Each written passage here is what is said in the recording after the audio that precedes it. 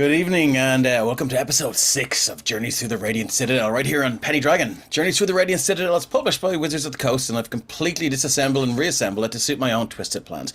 So this is a lot of homebrew based in and around the Radiant Citadel. My name is Dave and I am the Dungeon Master tonight. So first up, we have a few announcements to get through before we start tonight's adventure. Let me turn that music down a little bit. I only turned it up. There we go. Cool. Don't want to make it sound too sinister. So the latest $1 one-shot has landed on a Kickstarter. The People's Prison is a 5e one-shot for 4 players of level 6 to 7. After travelling a long and little-used road, the party finds itself in a small mountainside village in the midst of a music festival, in the midst of a festival celebration. But it soon becomes apparent the festival holds a lore sinister. Holds a sinister purpose and is not all as it seems. For just $1, you'll receive a one-shot adventure, NPCs, brand new monsters, magic items, story hooks, original battle map, lore, and a whole lot more. And because the entire Kickstarter is digital, it will fulfill in about 7 days, and you get it straight to your inbox there. So, what more could you ask for? Our merch store is back up and running, so click the link in the chat with a panel in our bio to get your hands on some epic Penny Dragon merch. Discounts are available for subscribers based on your subscription tier. Now, let's take a quick look ahead of the other streams on Penny Dragon Games, and there are quite a few. So, VODs for all of the recent one-shots are on this the very Twitch channel, whether it's me leading players from the Irish and LA TTRPG scenes down a Elevator, or Keith guiding an all-rogue party in a prison break. There's sure to be something that takes your fancy. And if you want to see some of the older games, such as a visit to Jurassic Park, these can be found on the Penny Dragon Games YouTube channel. Now, Revenants. Come join us for part 3 of Ryan's saga, The Reverence. The party having faced off against an elder brain and some Illithid escaped, but having lost some friends. They returned to town to face the man that sent them on this dreadful quest, Lord Gunzari.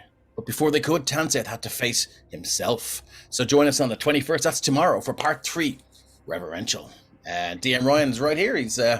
He's playing Phoenix tonight, so do join us if you want to see more of his lovely face and his DMing skills.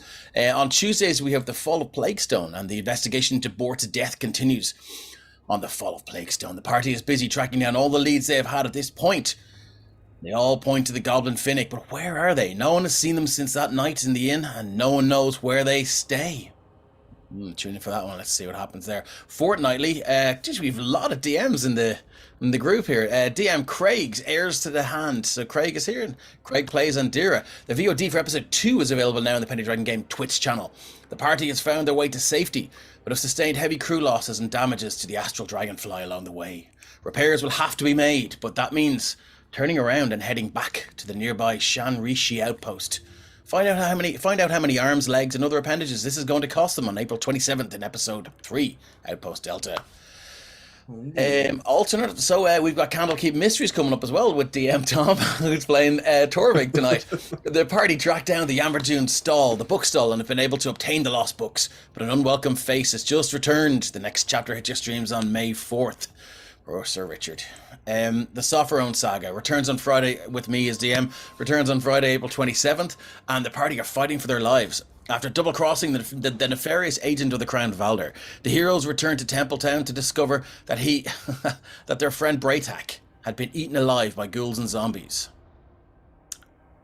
Horrible way to go. And through a wretched ritual has been transformed into a powerful and evil undead creature himself, hell-bent on destroying the saviors of Summerton.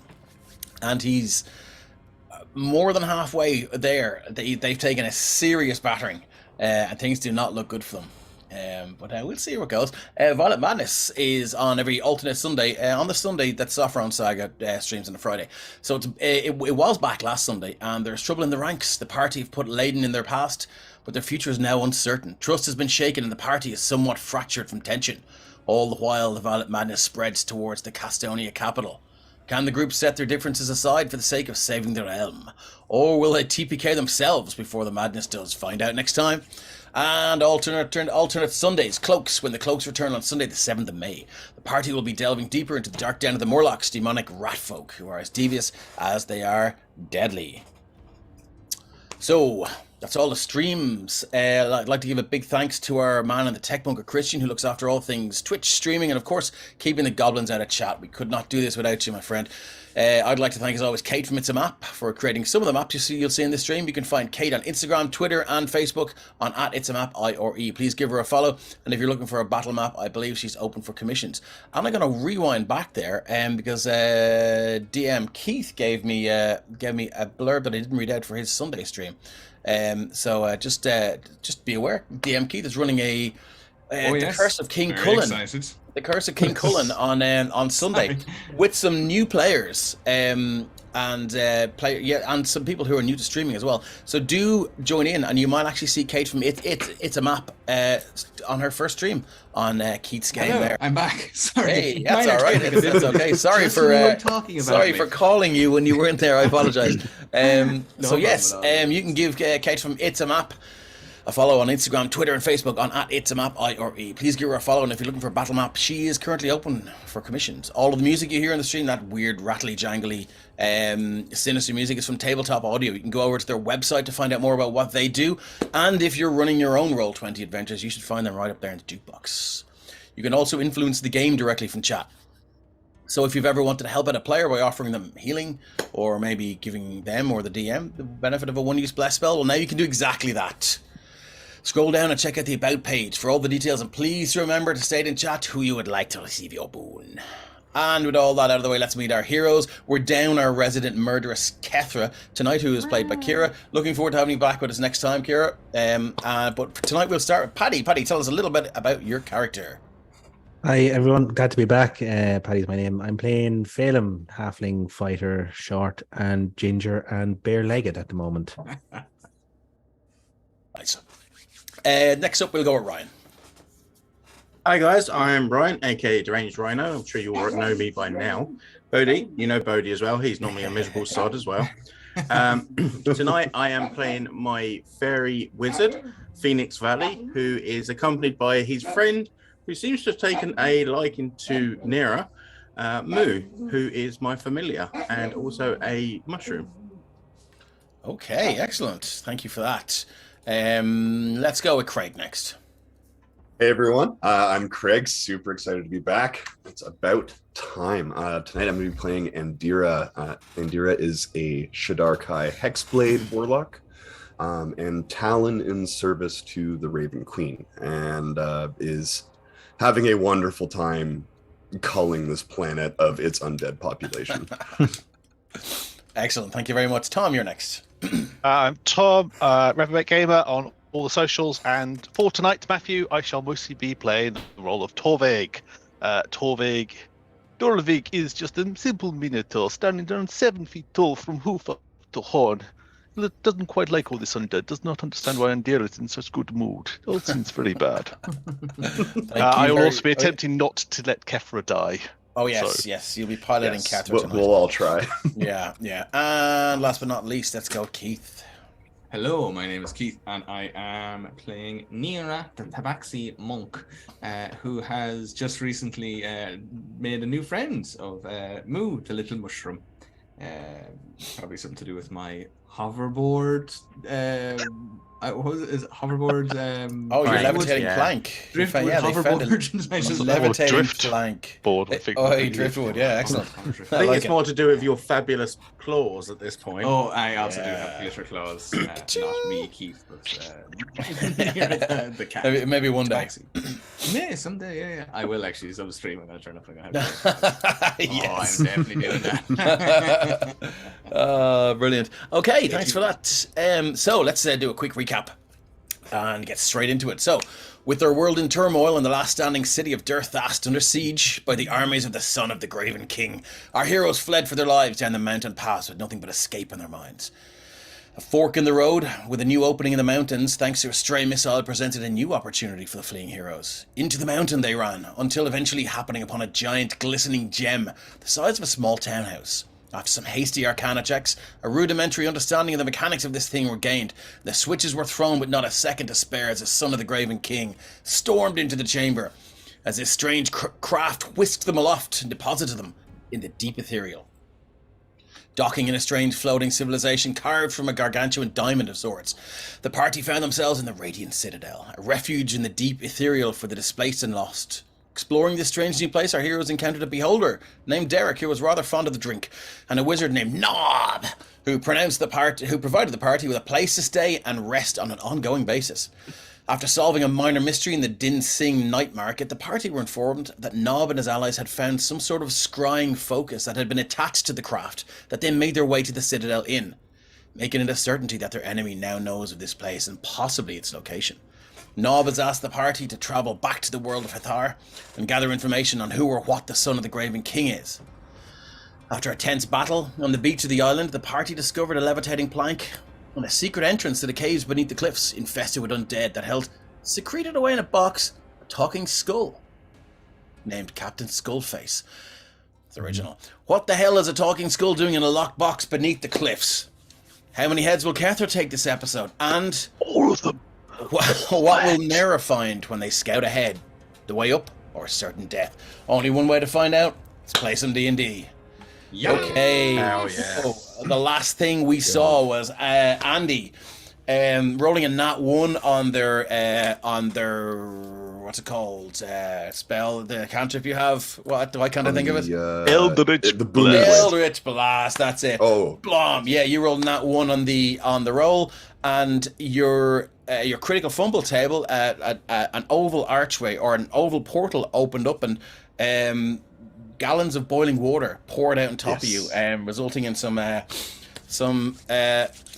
burnt face and and pain, lots and lots of pain. The Eldritch Blast screeched away and smashed into the rocks, and Captain Skullface was chattering up to Hethar, and he said, "Don't kill me. I can show you around. I can show you the island. I can show you what's beneath these caves, and just take me out of here." Limbering the battle axe. They locked me in She here. will I'm look good. over I'm ready. towards Andy to see. So just.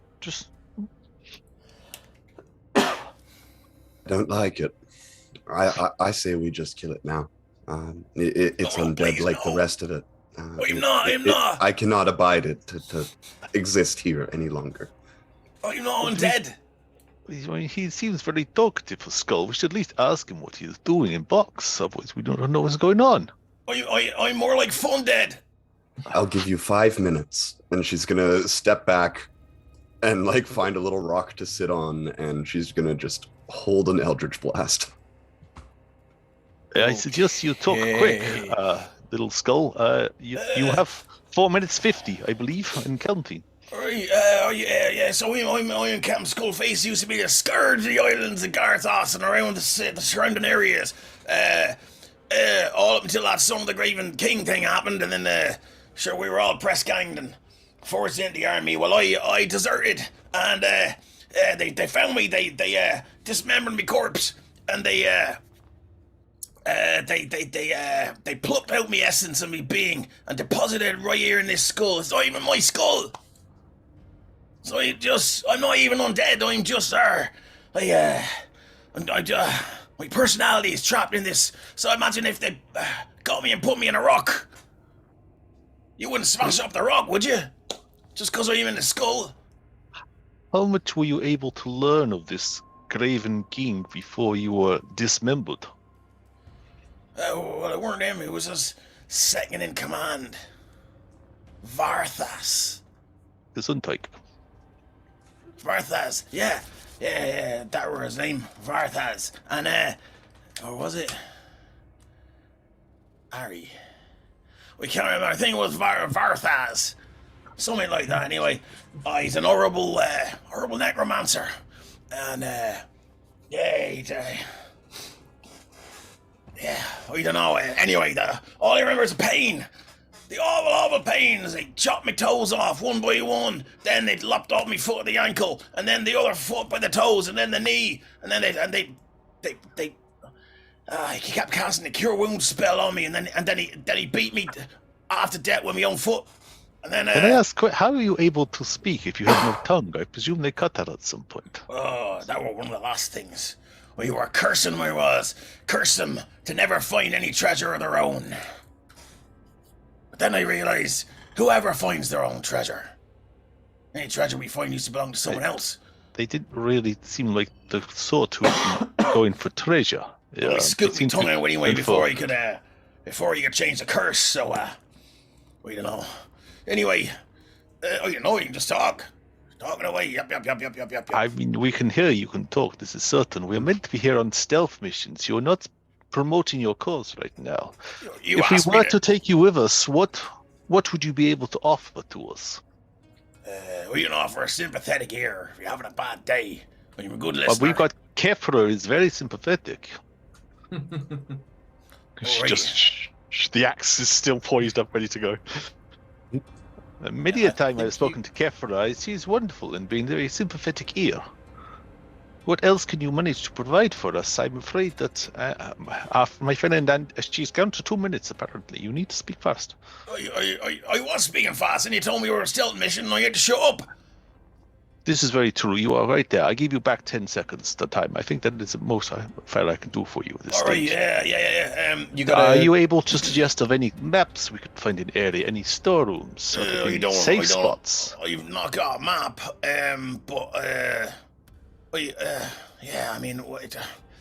not even sure where I am in the island of Garthas, but I tell you what, if you get us up the surface, hold me up real high and turn me around like that, and then maybe I might know where we are, and I can give you some advice as to the surroundings. How much do I believe him as I'm seeing Andira starting to roll me an insight check. Insight. That would be that one. I'm gonna use bless. That would be a 5. Woo! Yeah, I mean he doesn't. He's a skull. It's very. He's a skull. He doesn't really stand to gain much from. He doesn't really stand to gain much from lying. Being crushed. He doesn't stand at all. Hey. So yeah, I mean it's hard to know. Tom, you also got an inspiration from Mark, Arc Trooper there. Oh, thank you, sir. I shall keep Petalus little mortar alive for a bit longer in a couple of weeks. That's how you roll, is it? Guildfly 51 says beat up with his own leg. Damn, that's dark. Yeah, poor bastard. Andy, I don't think he has ears. the process. And Torby got a bless as well from Gary. Oh, Hey. thank you all. Thank you very much. Yeah, so he's like, all right, look, if you're going to leave me here, but don't kill me. Well, the point You're already possible that dead. If we broke your skull, you wouldn't be dead. You'd just be in more pieces. I'm just inhabiting this. I'm just inhabiting this here. Yes, your bony spirit rock. It's your ghost is inhabiting it. No, it's my personality, you know. That's all. I mean, surely to God, I mean, I'm not. My personality is still here, though. You know what I mean? So I'm not like and he doesn't have any hands to do a zombie thing, but he's like, I don't want to eat you. So, you know, if I could see your way to maybe finding someone that could restore me to maybe some sort of construct with arms and legs or whatever. Well, that's just, I'm wondering what would happen if we found skeleton and we put his skull on other skeleton. He wouldn't like to be on someone else's body. Or you'd be all... I mean, it just saves us carrying you. You can carry yourself then. You put me in your Didn't you backpack. just say that wasn't your skull? What's the difference? It's not your skull, not your body.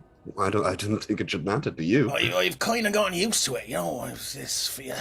You've moved She's in, gonna as it were. use an action to change her pike into a maul, like a very large warhammer. Jesus Christ. Okay, you can see. And she's gonna strike with a booming blade. Oh God.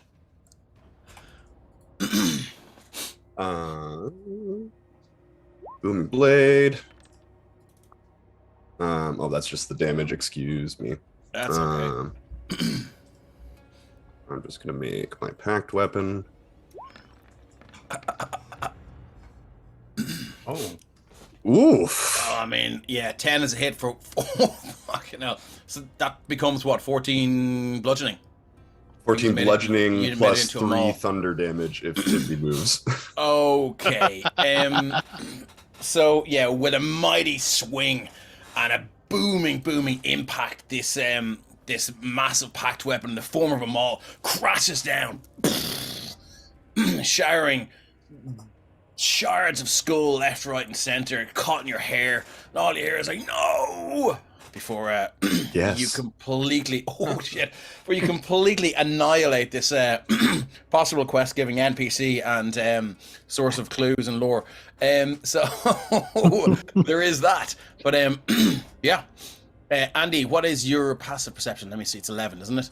It is not great. It is. You hear yes, some 11. rustling from over here. You were quite close to, actually. Is it his body? Architruva says, Andira's concept of phrenology is frightening. Oh dear. I would have Okay, been so interested to see if we could convince him to tell us where treasure was. That might have been something that we could have. I gained don't from. trust him to lead us anywhere. That is- Honestly, you're gonna trust this ghost inhabiting a floating skull? Really? Here on a place that's entirely inhabited with undead? I suspect you're getting just a little wound up, Andira. You need to. Yeah, Deep you need breaths. to get a little bit more excited, I think.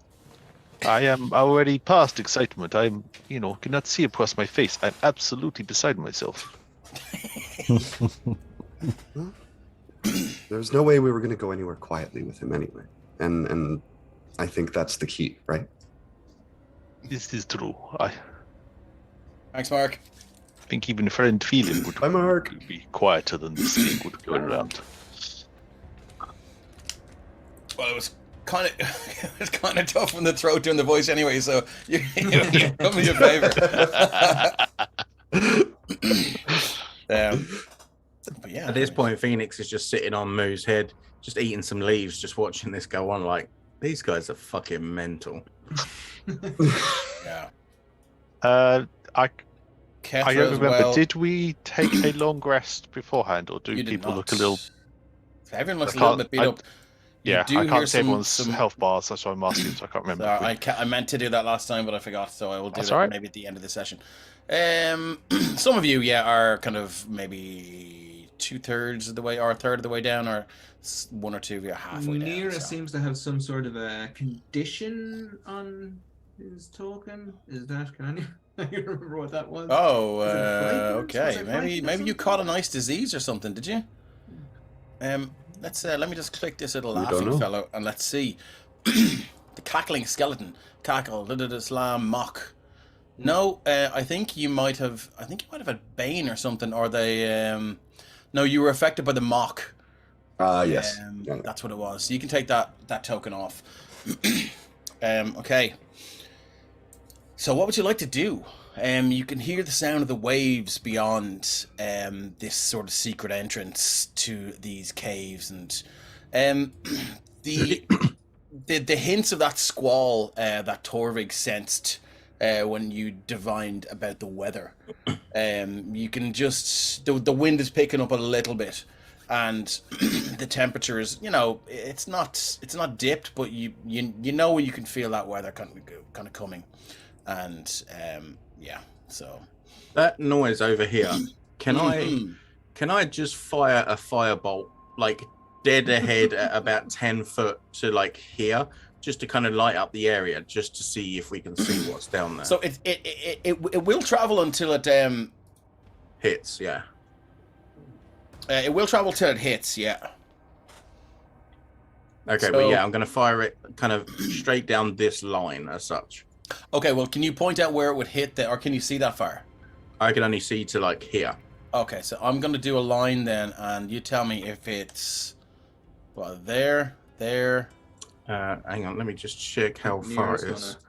gonna move It's 120 feet, so Yeah, so do you want to draw the line there, and I'll Okay. see I'm going to how that position affects myself here. here, and I'm essentially doing it straight down. Let me draw. Okay. Okay, cool. I'm doing So, it like along there, basically. grand. Roll to hit there, then. Just don't roll a 1. No, wrong. Jesus, feels like forever since I've used this sheet. 17. Nice. 17. Okay, yeah. So the your firebolt lights up, shoots from your hand, streaks through the sandy cavern, casting these weird shadows as it goes, and impacts the wall. Kind of a dull thud and lights up. Yeah, I mean you can see there's a large series of boxes over here in the northwest. Dead center near where you shot your thing, there is a large clump of vines, and on the right you can see there's a large boulder. Looks like a nice boulder. As far as boulders go. Yeah.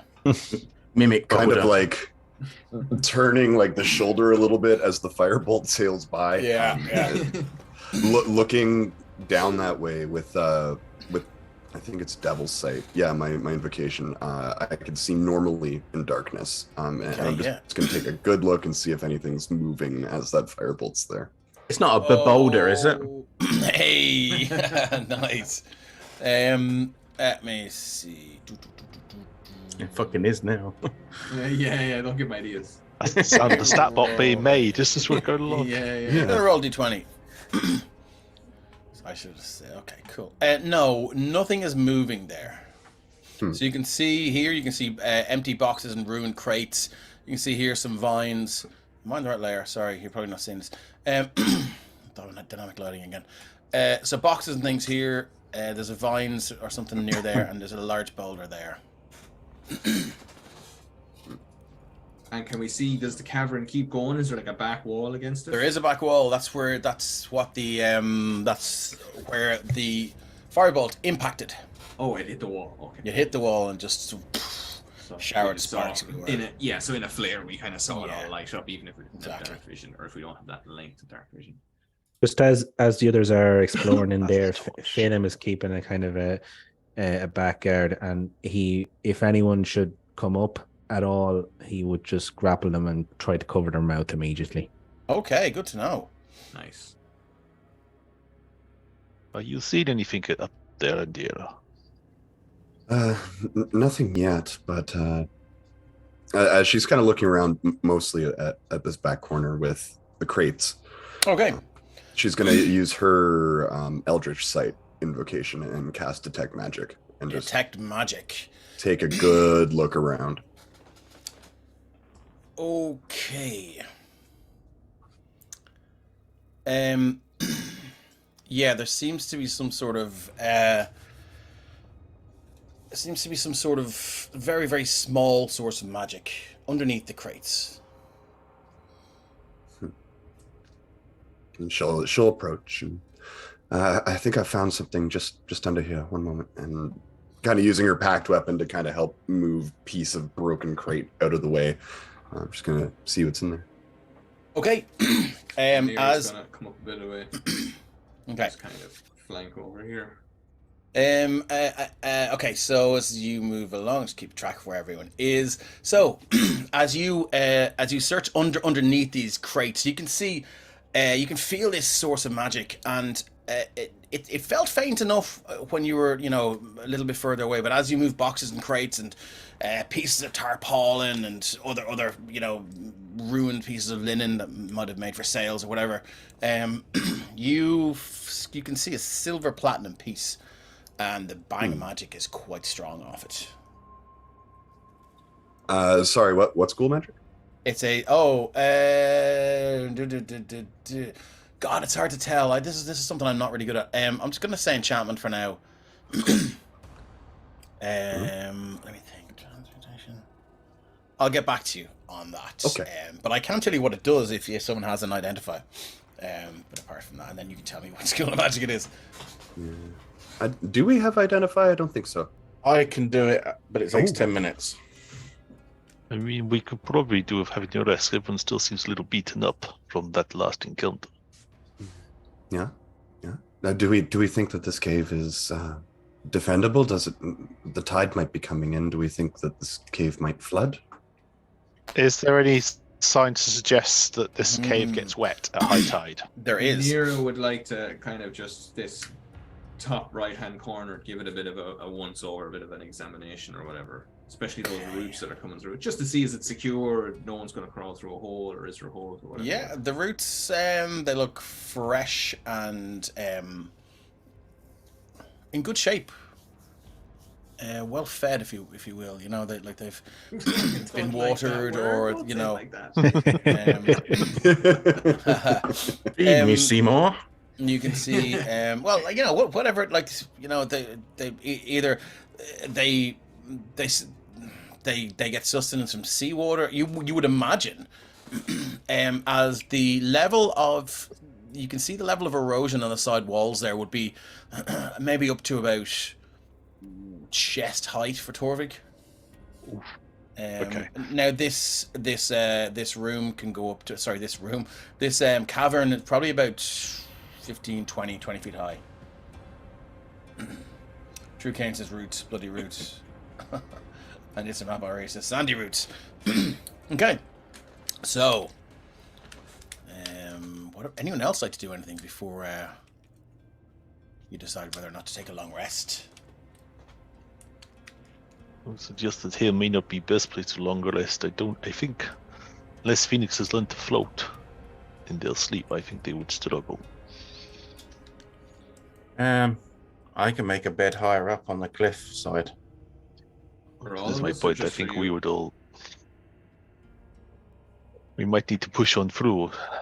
Did Nera have time to explain what they saw the next tunnel upwards the last time round? Oh, did I? I think you went too far. You went and you checked a few. You went and you checked a few boxes and things like that, and saw a few crates. But you did see very, very thin tube-like holes into what looks like a chamber beyond, to the left, or to the west of this. So it's hard to know whether you need to go back out onto the beach to get in there, or if there's a way through the walls here. Further investigation is required. Does this plant seem native to this place, or does it seem fey in origin? Do you want to go up and make a nature check or an investigation check? You want to touch it? I don't want to touch it. I just want to I want it to touch you. Wow. That's an offer. Don't get that every day. So, sorry, what was the check? I mean, look. You're right up there. Okay, cool. I need a nature check, and then I need a dexterity saving. Only joking. Just a nature check. Natural 20 for a 24. Natural, yeah. I mean, yeah, and you've not seen. Thank you very much, Andy, for the bless. I'm back up to 3. Yeah, it's hard to tell. Well, it's not hard to tell for you because it's a nat 20. But I mean, you've not seen one of these things before. But you do notice that it has several kind of suckers on it, like almost as, you know, in an octopus like fashion. As you move away, you can look with your eyes. Yes, Phoenix. And yeah, it looks like, you know, it might sort of the carnivorous plant. Yeah, but I mean, with your nat 20, it only really seems to come to life or to be active when it's submerged. And it would probably just extend its tendrils and maybe catch fish, almost like an aquatic Venus flytrap. So yeah, I'm going to tell the group then that you know, this wouldn't be a great place to stay, because if it does get flooded in here, that thing is going to grab us and try to eat us. I hate when that happens. Yeah, that's a big one in the con. At all. However, I am interested by the very, very shiny rock. That seems very out of place down here. True Kane says check for fly traps. Phoenix just looks down at his pants. No, I'm good. Yeah, why is this rock so shiny? I'm going to go and have a look. I think, didn't I had a look around this area already, did I? Or did I? Oh, did you look for the rock particularly? Okay, I'll leave it then.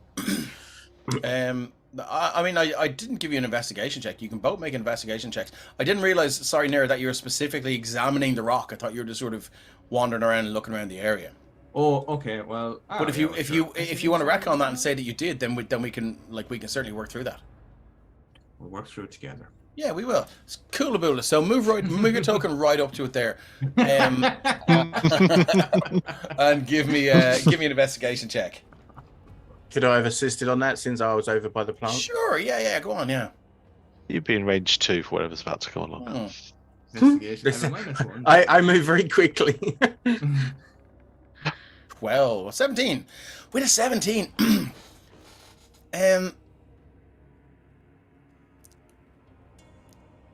It's very hard to tell. It looks like it's been worn. It's been worn down.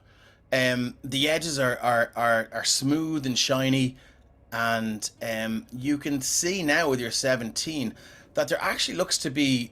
The only way I could describe this is a sort of imprint of buttocks on it.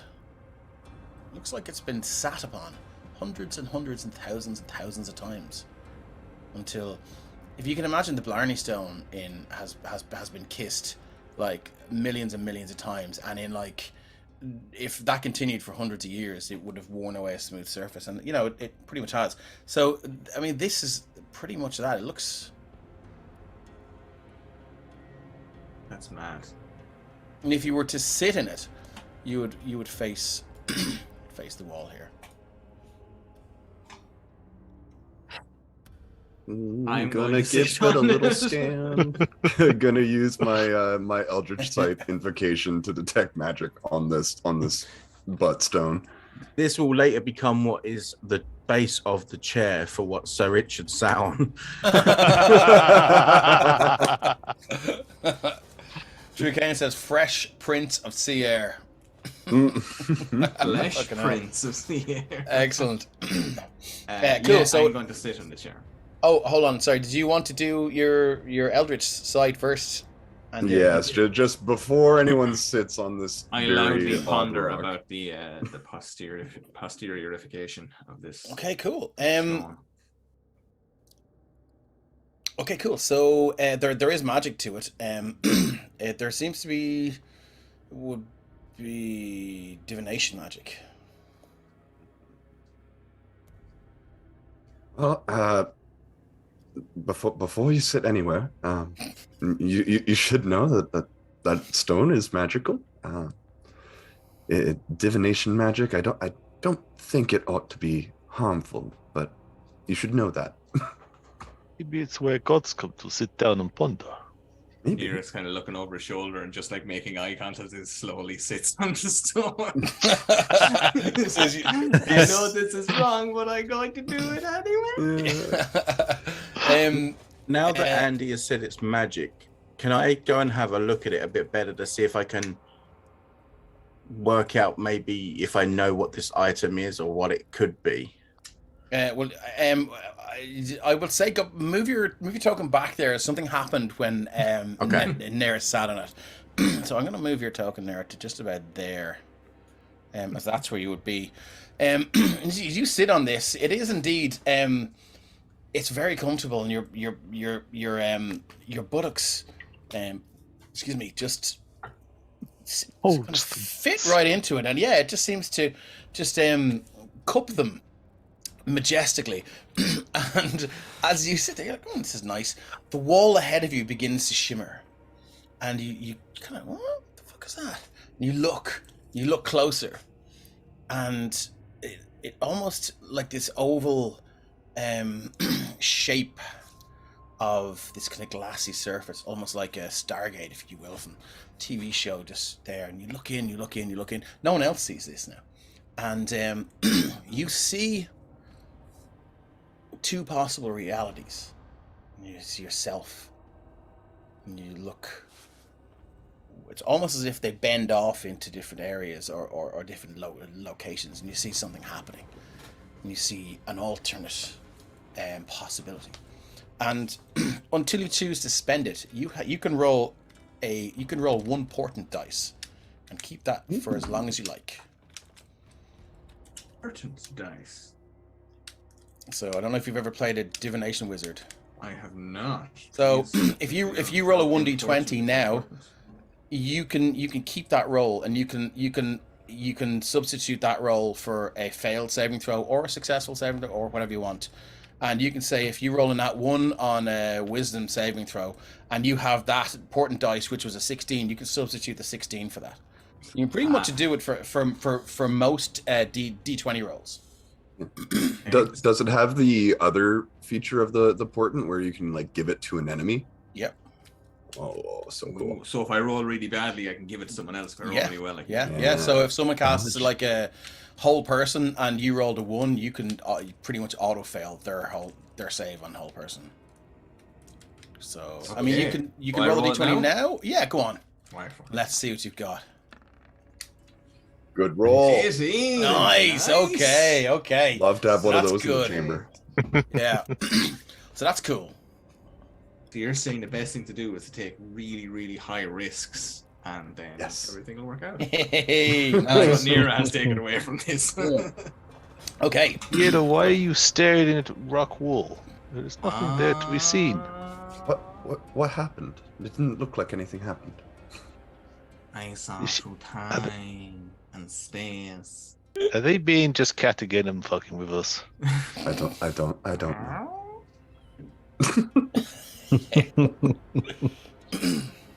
We should move on. We should not get caught in this cave. Okay. So you're gonna do your ritual. Identify somewhere else, are you? Yeah, until we get somewhere safer. Resting. You do have another grab like that coin, did you? Yes. I would say you have another 4 hours before the tide starts to roll in here. So feel free to do it wherever and whenever you like. I don't think I actually specified, but Andy absolutely picked up that coin. Okay, cool. Would you like me to check it now for you, Andy? I mean, if we've got time now, I'm sure, but it could wait. I think till we. How long is Nira staring into space for? Probably about 30 seconds. All right. Yeah. Gone for hours. Yeah, have a snack for 10 minutes, and I'll check it out. All right. Passes it over. Torvig will go and join Phelim, keeping an eye out down there. Kefir will go and just bodily pick Nira up and take him away from the rock if he hasn't moved in 30 seconds. I'm going to go right in what this does. Actually, I'll DM it to you. You might want to tell them it does nothing and keep it for yourself. Let's see what I'll just turn to Torvig and I'll say, what the damn jizz are they doing in there? Wait, sorry, Dave. Your private DM in this to me, is it? In Discord. Yeah. Okay, cool. They seem to be going to and fro with themselves. I'm not entirely certain what the purpose is. We have found coin that apparently is magical, and Nira has found a rock that fits his buttocks. That is a serious rock, boys. Give it a go. That is the extent of what we found in there, I'm afraid. It's a magical rock, and it shows you the future. Have a sit. Shows you the future. All right, I'm curious. Yeah, and it actually shows you a few of the futures. Lucky it wasn't a rock lobster. Hey. Fail and believe that. Sounds bananas. Yeah, it sounds nuts, but Andy's curious. Yes. All right, fine. I'll go sit. Oh, yeah.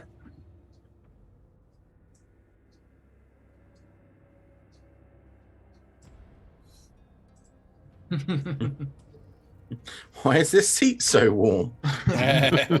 Nira's just up at the wall, kind of like, can you see the future on the wall?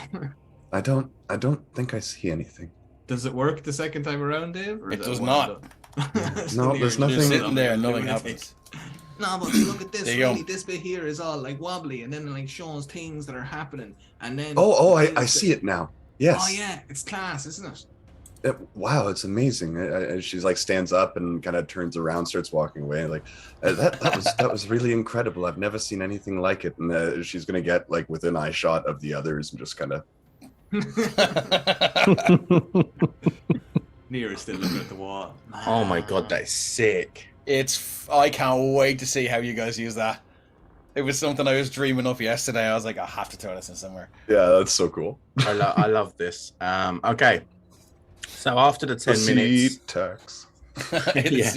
tags. In fact. Yeah, so after the 10 minutes of me checking out this coin,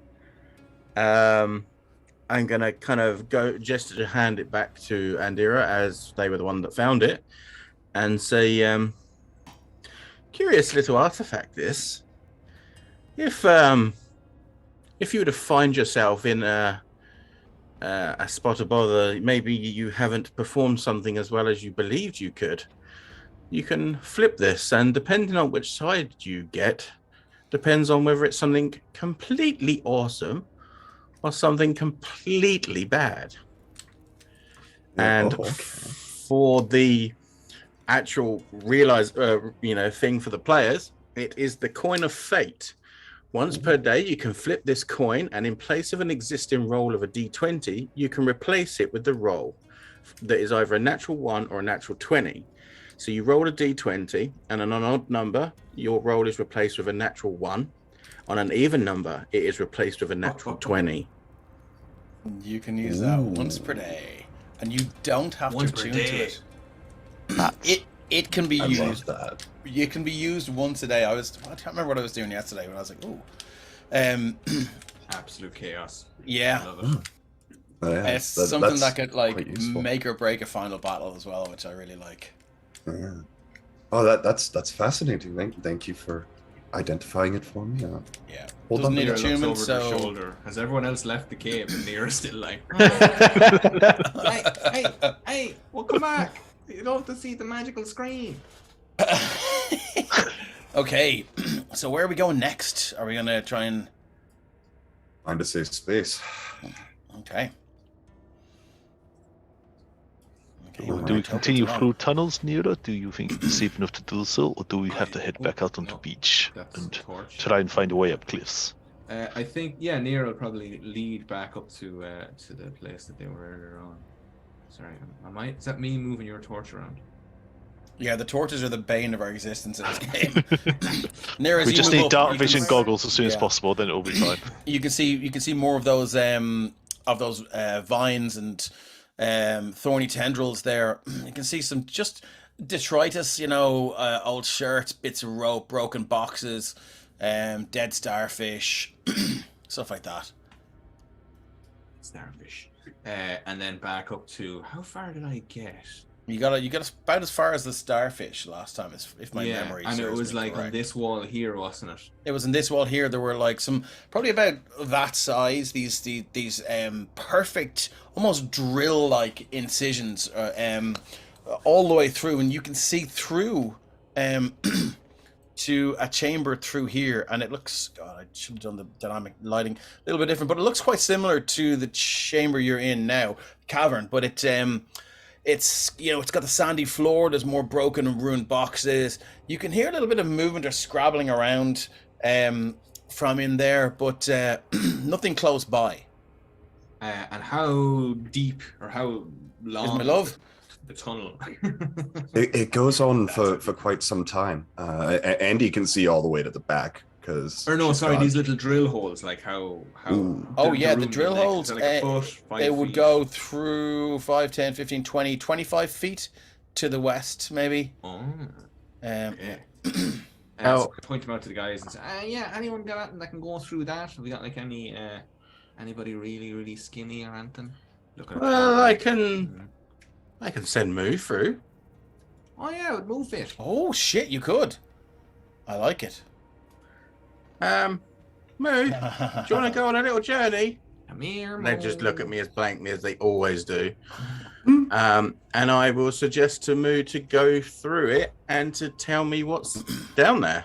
Okay, I may as well move your token through then. Or can you see through Moo's token? I don't think Moo has vision. However, I can. I'll give They him can vision. relate Oh, to me no, he what does. it Yeah, is. he has vision. Okay, yeah. And let me give him. Oh, he doesn't have night vision though. Does he? Should he have night vision? I think so, yeah, because he has what I have. So. Okay, well let's give him night vision then. Hold on, night vision. Give him 60 feet for the shit. Also, 602. As this is the first time the guys have needed to see it, before he goes through, he takes off his cap and sets it on the floor next to him. Moo Oh, does. wow, okay. Move. Whoa. Let me That top shift bit see him. is his helmet. It's his Oh, hat. right. It's not him. It's been a hat the whole time. Oh That's my incredible. god, I Oh, feel damn. betrayed. He's not mushroom. He's just jelly baby. Oh, Just marshmallow. He is Okay. a mushroom, and it is part of his physical form. He can just remove it. That's mad. Oh man, that's brilliant. Okay, cool. So I'm gonna move him through. Can you see through his eyes now? I can indeed, yeah. And I think the players, Christian. I hope Christian can see through his eyes. Let me just double check. Yeah, it's showing up on the stream. Yeah. How's it, Daddy? Cool, lovely. That's great. Okay, so yeah, he scoots through, and you can see another very similar chamber to this. A lot the erosion on the walls is maybe about the same as it was in the other place. So quite high, maybe chest height for Torvik. Okay. But you can see through. There's more vines and things like that. Okay. So his instruction was to go around and have a look, but report back to me within a short amount of time. He doesn't know time, but he knows short and long. Cool. Can I get a perception check, please?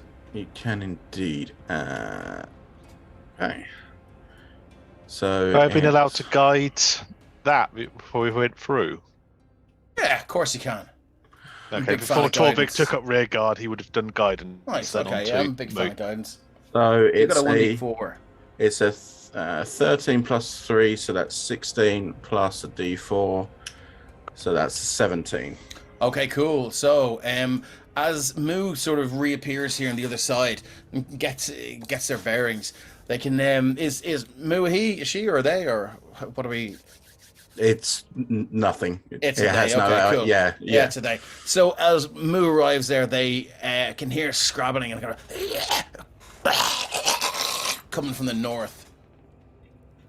Okay. Horrible gurgling sound.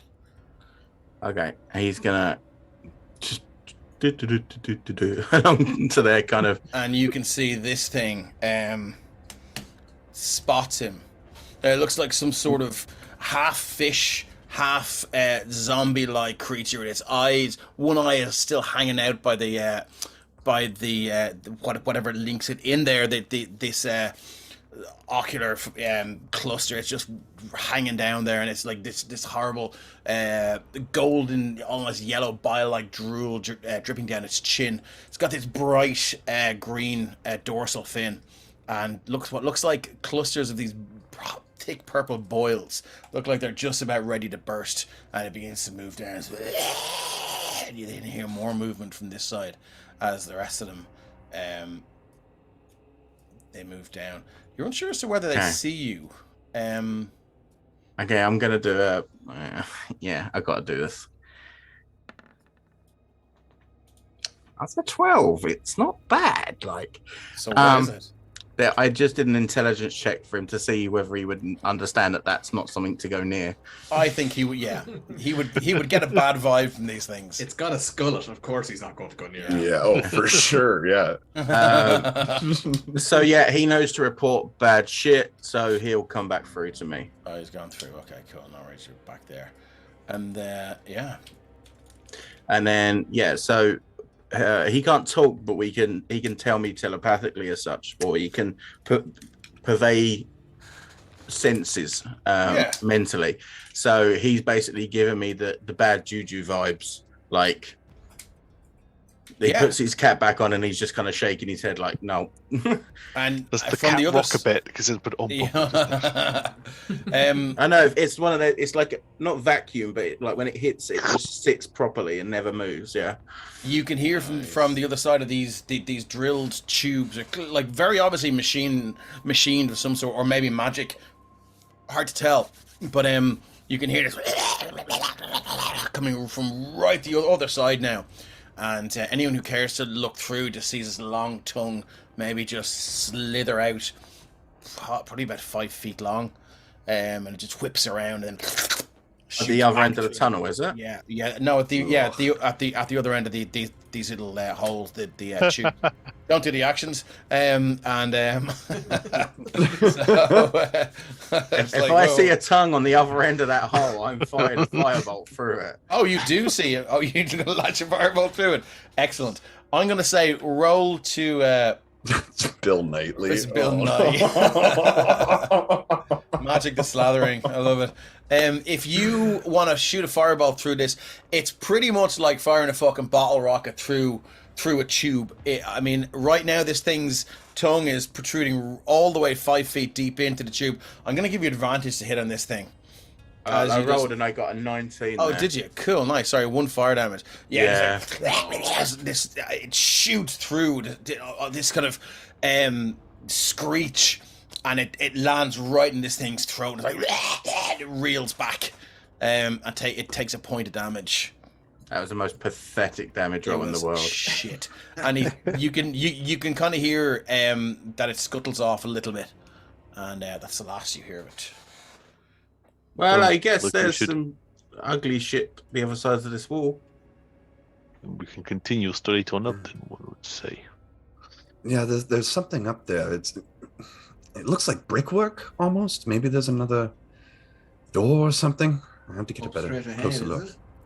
Yes, yeah, up ahead, about 100 feet out or so.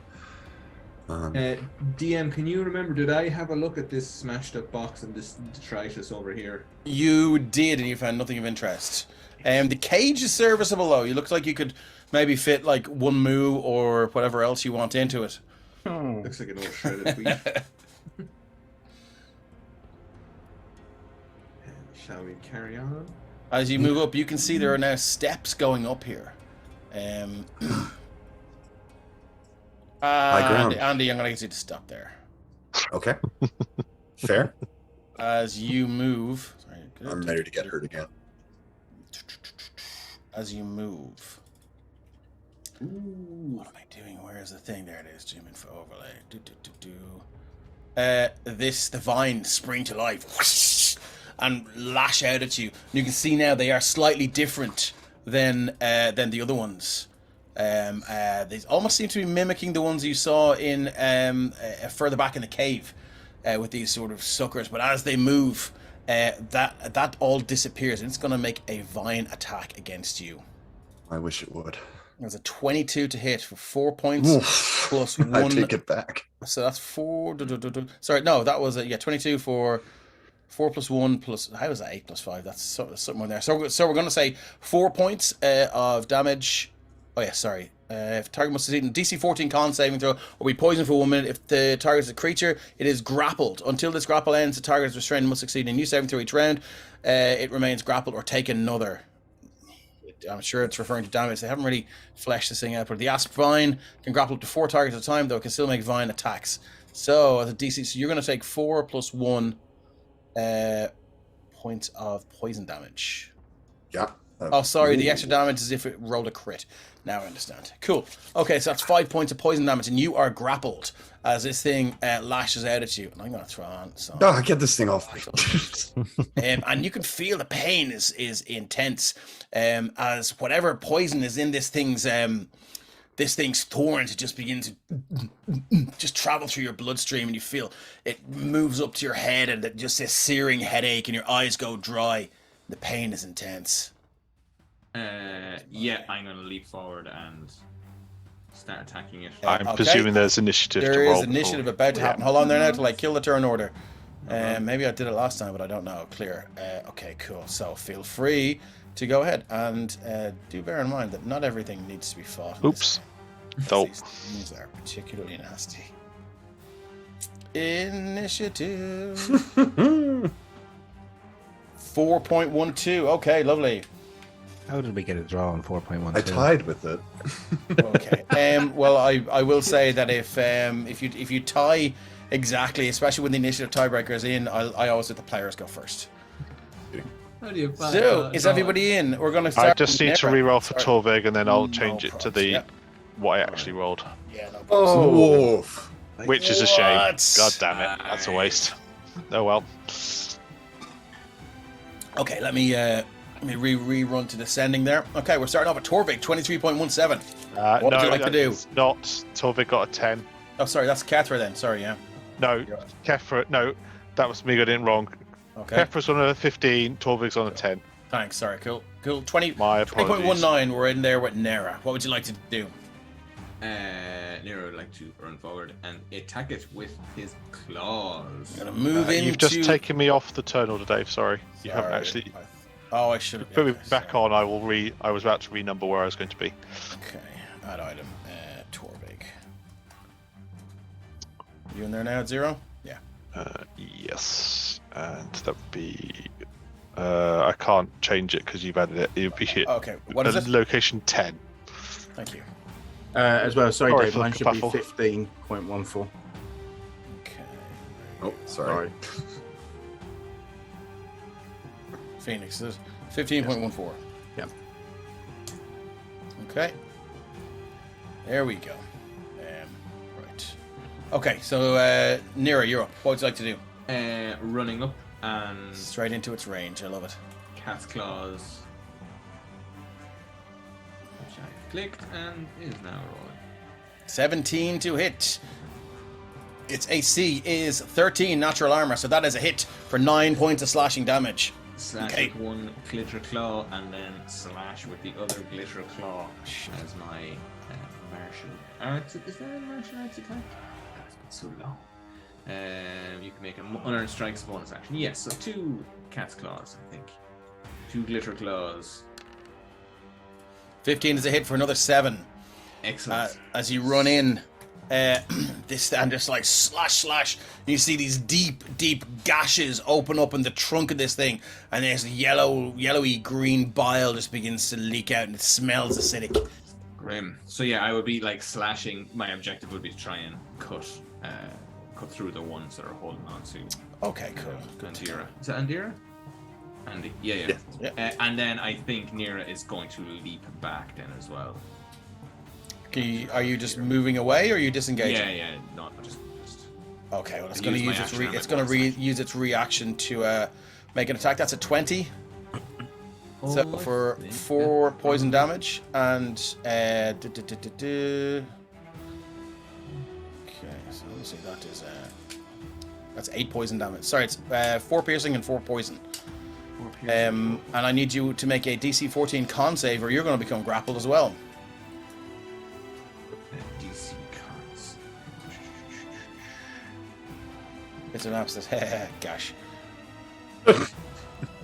Do you have That's a child. Do you? I live with her. Yes, she is. Do you? You can use your bless if you want. You have a bless. That will auto save this. Yes. Oh no, it won't. It won't. Sorry, it's a DC 14, but you can still make it.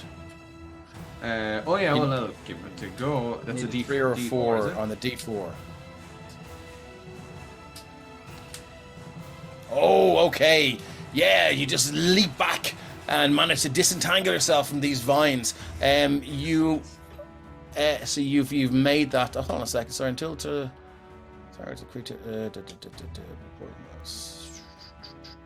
I feel like you're grappled if you're hit rather than failing the con save. If you read that same way I do. I can't read it. Oh, sorry. Okay. Oh, sorry. Yeah, these are 2 GM. Let me just change that for you now. Always whisper rolls. Never whisper rolls. Cool. So I'll just give it another attack there. You can see. So if you can, so it says +5. Target must see DC 14 con saving throw will be poisoned for a minute. If the target is a creature, it is grappled.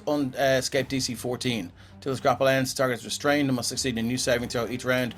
It remains grappled or take another. I assume that means the same damage again. They've obviously haven't filled this out properly. The Aspine can grapple up to 4 targets at a time, though it can still make vine attacks against other targets even if it has 4 grappled opponents. It seems to me that if you're hit, you're grappled, but I'm happy to take a steer on this. I would agree that was an auto grapple.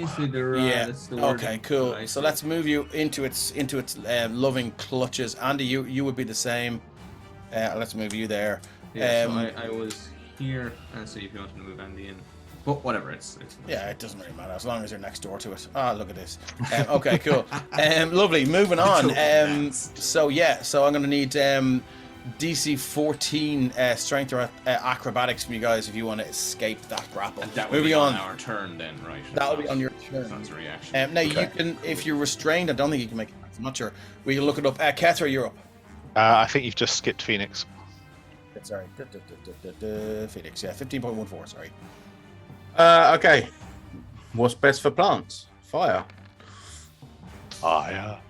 14 Okay. 14 to hit is a hit. with 8 fire then. 8 fire, okay.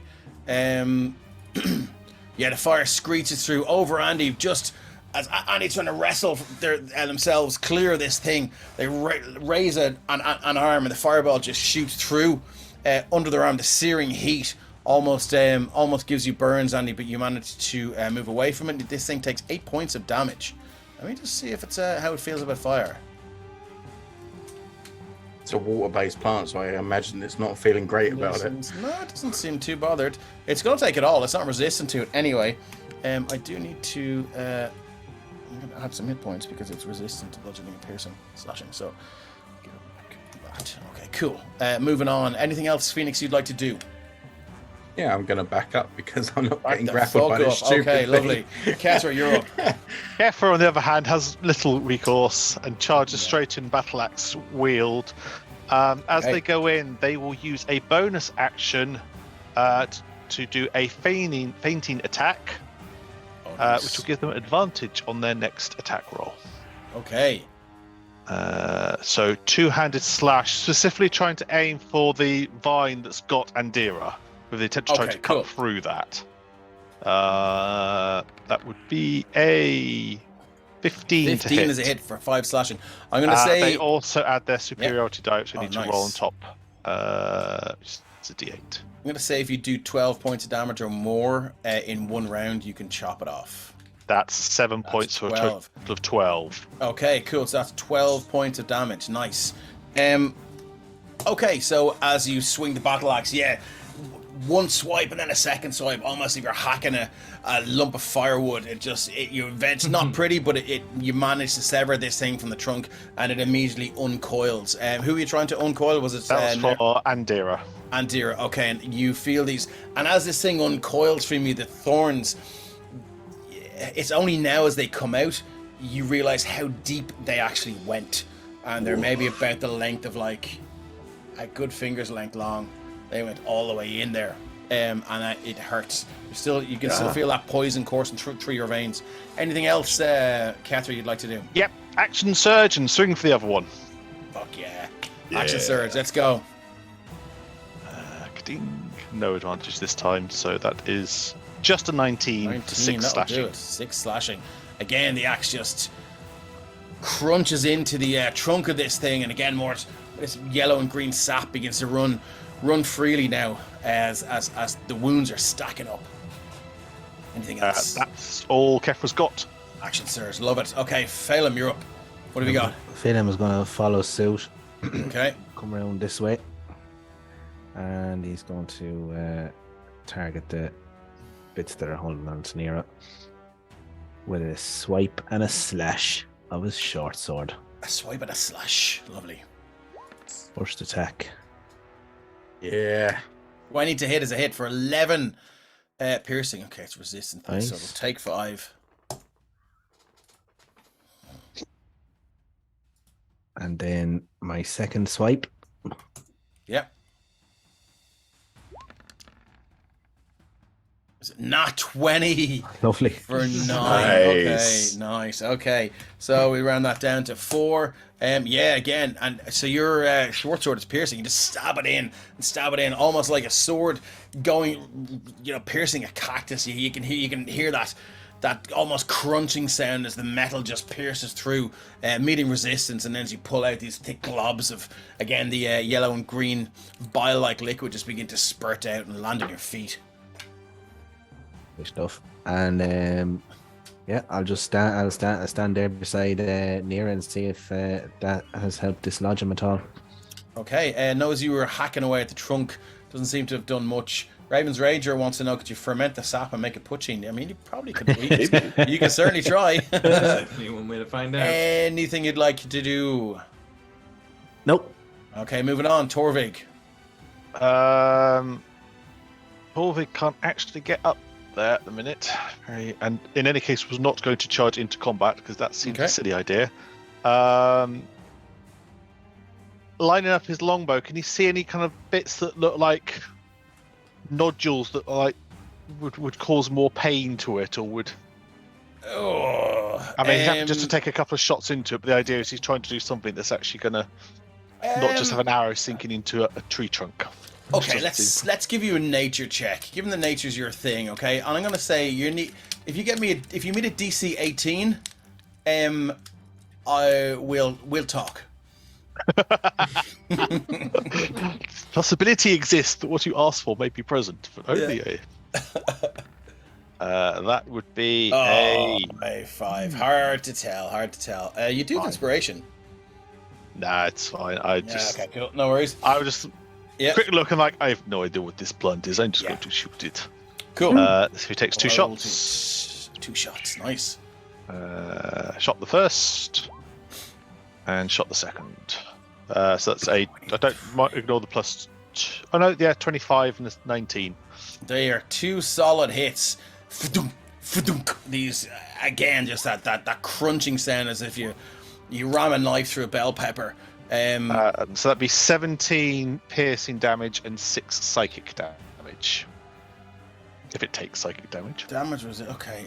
Okay, so 17 piercing, down to 16, down to 8. And what else? 6 psychic. 6 psychic damage. It'll take all of that. And its tendrils just seem to, the ones that aren't grappling just seem to shoot out like in straight lines.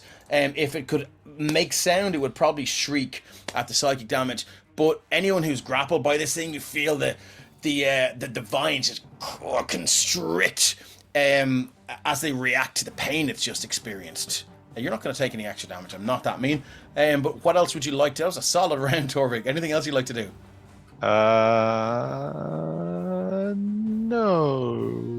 Okay. No, I'm good, thank you. Cool. Moving on. Andy. Beautiful. And you are no longer free restrained now, and we're gonna have ourselves a good time. All right, yeah.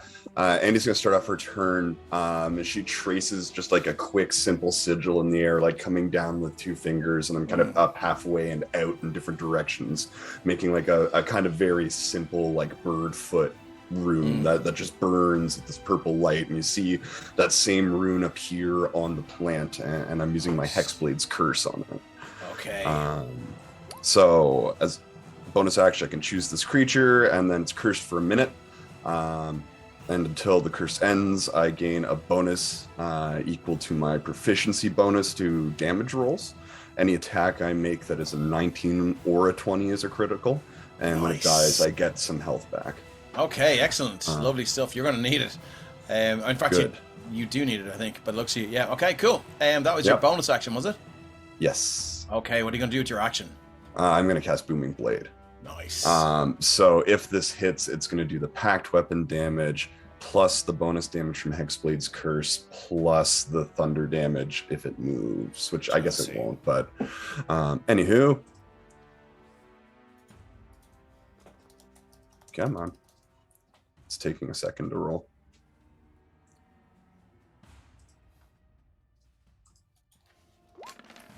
There we go. That is a dirty 20. Nice. Okay. It wasn't quite the 19 you needed, but it's still, still a nice hit. And you're still using the maul, are you?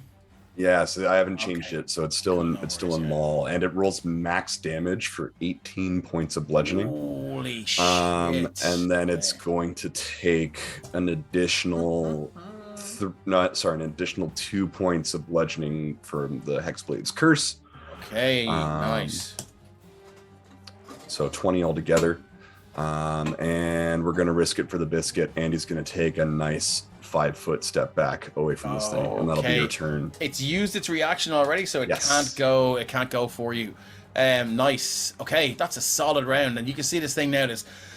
It's mostly covered in this green and yellow acidic and acrid smelling sap, and it's thrashing around almost as if enraged, and it's not happy. Is that it for your round? Yes. Okay, we're going to move on. So it actually gets its real turn this time. It's going to use its multi-attack to make 3 vine attacks. And the first one is going to go for Phelim. Bop. Great.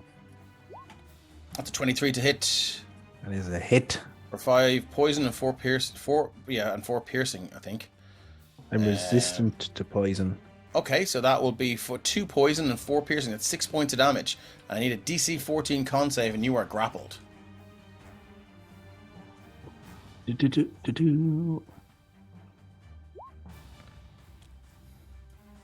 Nice. Okay, so you make that. You are not so anyone, you have the poison condition, by the way. Anyone who took damage, just in case that wasn't clear. But that was your poison for that's 1 if minute. you failed the. If you fail the DC 14 con save. Yeah, so didn't I use my bless? Yeah. Yep. So You made it, and Phelan made it. But anyone who didn't make that previously does have the poison condition. So please. Okay. So yeah, Andy did fail. But even with the disadvantage that would have given me, no worries. Yeah. Still, you rolled 2 20s. Cool. So grand. So that's its first attack. Second attack is going to go for Nira, and it's going to go again. Vine. No. That's a 13 to hit. Oh. Is that your AC? There's a 13. Ooh. 13 is 17. 17, so it streaks, it kind of whips out and you just dodge, and it just kind of slithers back in as it misses you, and its third attack is going to go for Hethar. It was a pretty good AC, I think. Am I still 8. restrained, yeah? Oh, sorry, you would be, yeah, so I think that's an auto. So it's New saving throw. it's an attack is with the advantage. Now, my AC is 17, so it still wouldn't. Yeah, it doesn't matter, I missed, yeah, thanks for being so honest. Hethar just bats away with the flat of the axe. Yeah, pretty much. Yeah. Nothing else it can do. Moving on, back to Nira. What would you like to do? Would you like to... First, you can use your action to try and escape the grapple, or you can continue to be restrained. And restrained creatures... Let me look it up here. So we're all on the same page. Your speed becomes 0 and it can't benefit from any bonus. Attack rolls against the creature have... Attack rolls against you have an advantage, and the creature's attack rolls have disadvantage. Creature has disadvantage on dexterity saving throws. So you can still attack.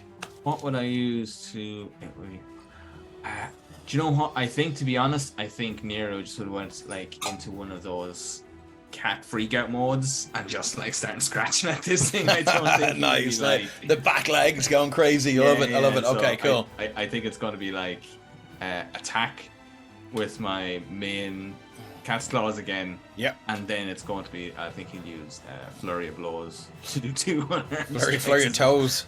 I saw that movie. Yeah, exactly. So yeah, it's going to be 3 attacks, and all 3 are at disadvantage as well because of my condition. So we'll see. It's an 8 is a miss.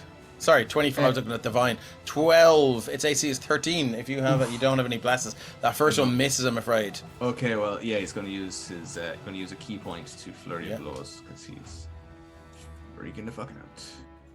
So that's 2 more unarmed. Oh wait, I can do flurry of blows. Oh, after you take the attack action, so it doesn't matter if I hit or not. So that's an 11. Missed. He's at nothing, freaking out here. He's lashing out. Come on, buddy, you can do it. 24 for 10 slashing, down to 5.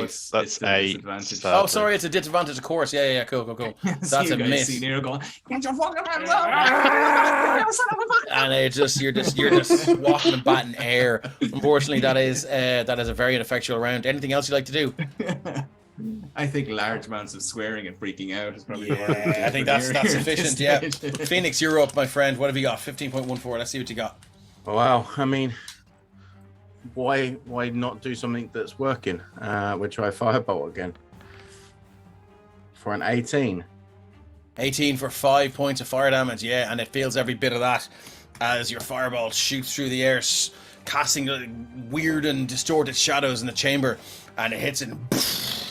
It's a heavy thumping sound, and it just it doesn't screech, but it reacts and thrashes wildly as it begins. You can smell that thick sap now beginning to cook, and it smells horrific. Anything else you'd like to do? Probably not the worst thing I've ever smelled. No, okay. That would be me. I'm not moving. I'm not getting anywhere near it. Right, cool. Hethar, you're up. Hethar again will use bonus action to use a feinting attack to get advantage on the next swing, and again swinging to try to clear the vine that's got Nira this time, which is that one. That's a 24 to 4 hit. for 9 slashing. Nice. Okay, 9 nice. slashing and plus superiority die, so total of 16 slashing. Okay. How Hethar like to end this thing's existence? Nice. So having come down on that one there before, just basically upswing to spray out nearer, twist the axe around, and then just straight down into the middle, and just into the center of it, and just keep pushing in till the vines stop around it, and then just twist the axe out. Almost as if you're just cutting a bell pepper in half. You hear that crunchy sound as the stringy fibers that connect the thing just begin to split apart, and it thrashes for a bit, and then its vine just begin to shake and then just fall limp. And as it does, this sort of like green mist almost rises out from those like fibers and kind of wafts back to Andy, and the other part of Hexblade's curse kicks in, and she's going to heal for 7 hit points. Nice. Okay, cool. Very cool. Very Look, sinister. Ladies and going to bolt over to the corner there with like a big bushy tail and crouch on you.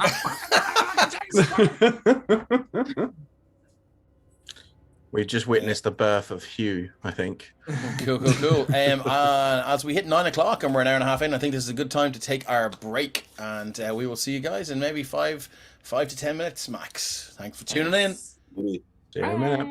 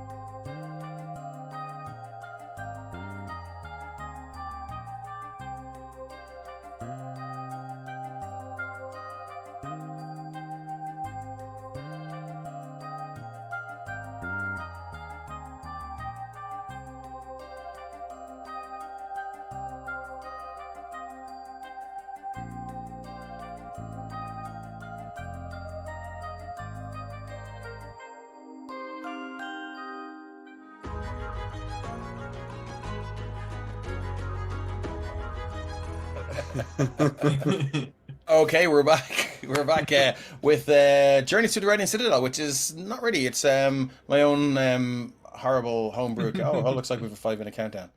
Is that a thing? Or oh no, we're back. Cool. Yeah. So Journey Through the Radiant Citadel, but it's not.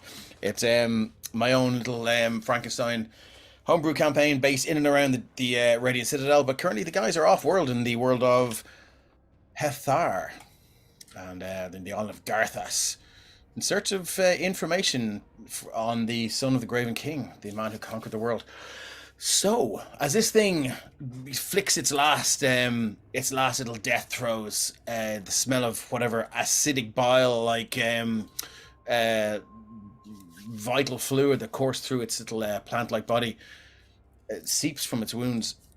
You can see a set of stairs leading up. They're very, very steep, though, almost ladder-like. And they're very rickety looking. Well, I mean, higher ground, that's what we're looking for, right? Right. I haven't really got anywhere else we can go at this point. I'm using Mage Hand to reclaim the 2 arrows I've shot into this thing. Okay, lovely. Yes, you can get those 2 back. I'm happy to lead the way if you wish. Look. Yes. Torvig will start up the ladder. Mage Hand will be carrying a torch just behind him. Okay, so Torvig's going first, yeah? Here? Yeah. Kefir will be right behind. Token up there. So as you walk there, you walk smack bang into what seems like some sort of arcane energy field. And the energy from it hits you like an absolute, the worst punch in the square in the face you've ever gotten. As you're walking along, bang! I need a Constitution saving throw, please. It's not things. DC 16. Okay. No. That'll be a natural 20 It's an 11. on the con Natural save. 20. Okay, so you're going to take 2d4 points of damage. It's halved. It's force damage. Halved to 2. And you are not thrown 20 feet back through the air. Good. We may have interesting challenge here, he says, rubbing the snout that's gone straight into it. Yeah. Hold on. Give me a moment. And Andy's gonna try using. Step out the way. And he's gonna try using Blessing of the Raven Queen to teleport to the other side of this barrier. Okay. Interesting. Throw that into the chat there. Yeah, absolutely. 1 moment. This will be the how many times a day can you use that? You can use it. Proficiency modifier times. Cool.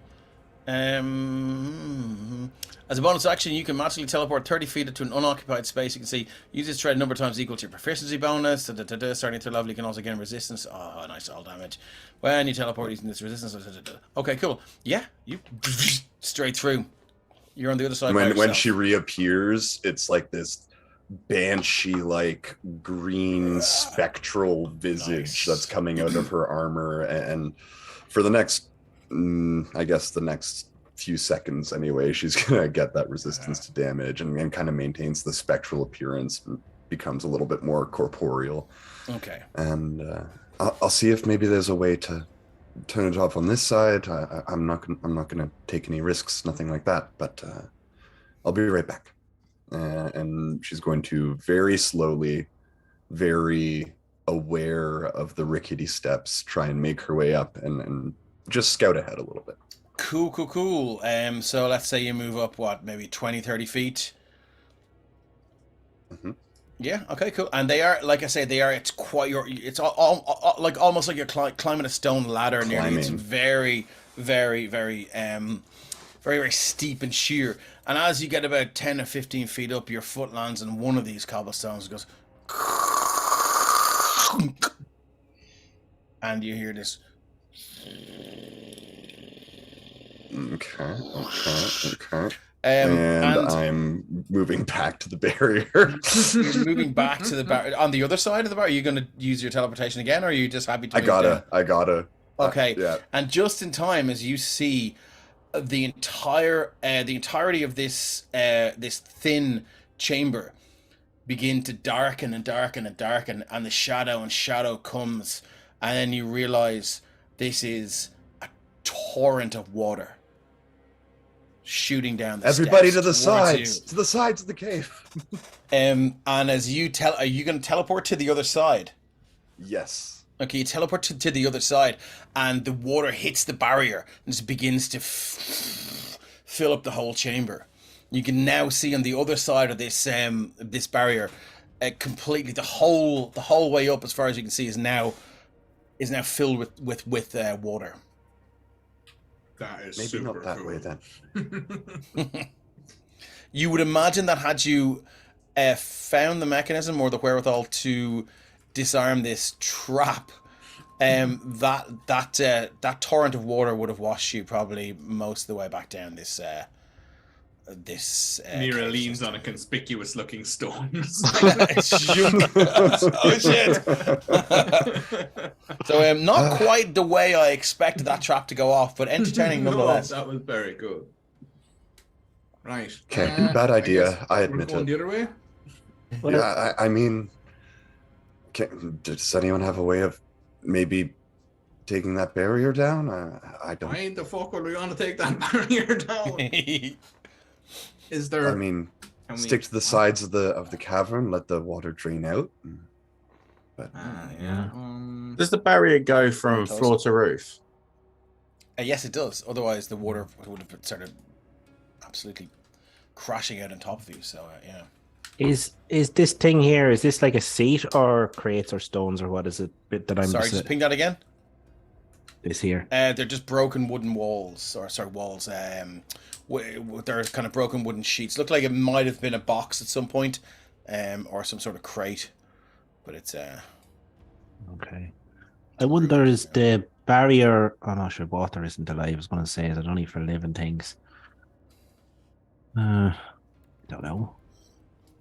It's a I strange think one. we may have to try a different way up now. Can I do a perception check to see is there any kind of something like a trap? a mechanism. If you want to search for a mechanism, I would imagine you're going to investigate the walls around here. And if you want to stand back and make a perception check, you can certainly, you can make a perception check. And then if you see something, could I give him advantage with that? I have perception as a skill. yeah, of course. If you're proficient, you can give advantage. You can use the help action if you're proficient in the skill. So I will guide you as well if I see you. okay, looking around excellent, properly. lovely. And then I will go and hold on to the wall off to the side in case the barrier fails while you're still looking. I am going to perceive. Everybody stand back. He just like looks Perception. really hard. Yeah. I actually, because it's down here as like some sort of, what is it, cat's talents or something? I have proficiency in the perception, so how that, marks Unless out there's a cat. there's a red laser dot moving around the floor, then you have disadvantage. You just given Phoenix an idea. Okay, so that's 17. You've got guidance on this if you want to use it. Oh, sorry, 20. And you also have guidance if you want to use it, or you can keep your guidance And for a minute. Guidance is a D4. Yeah. 4. Let's flash it out there. Why not? Okay, it's a 22. Yeah, as you can see, just at the base of this, of the where this force field is, you can see what looks like sand has covered some sort of flagstone. As you kind of look closer, you can see maybe if you brush the sand away, you might learn more. Who would like to brush the sand away from the potential There trap is flagstone sand on first? a flagstone there, lads. I perceive that if you brush that away, you might find something. I'm going to pick up Moo and fly to sit down on the box. I'm going to pick up Moo and fly to the top of this cavern just in case. I'll send the mage hand out to start sweeping the sand off with the mage hand. Okay, cool. Hera is going to climb up the wall. It's over here in the corner, up to the ceiling and like hold on. Okay, cool. So what you see there is, as your mage hand kind of brushes the sand away, you can see a 5 foot by 5 foot, heavy stone flagstone, and it in the center looks like a circular or almost skull shaped recess. Like a talking skull shape. Maybe, maybe not. It depends. Ah, bollocks. Oh no, I didn't see any of that, so I have no idea. Yeah. Yeah, guys, this looks like a little hole no, here. You might put a skull, maybe It like a definitely magical looks, skull. like I mean, someone could certainly try forcing their own head inside of it and see what happens. Has anyone got a spare head?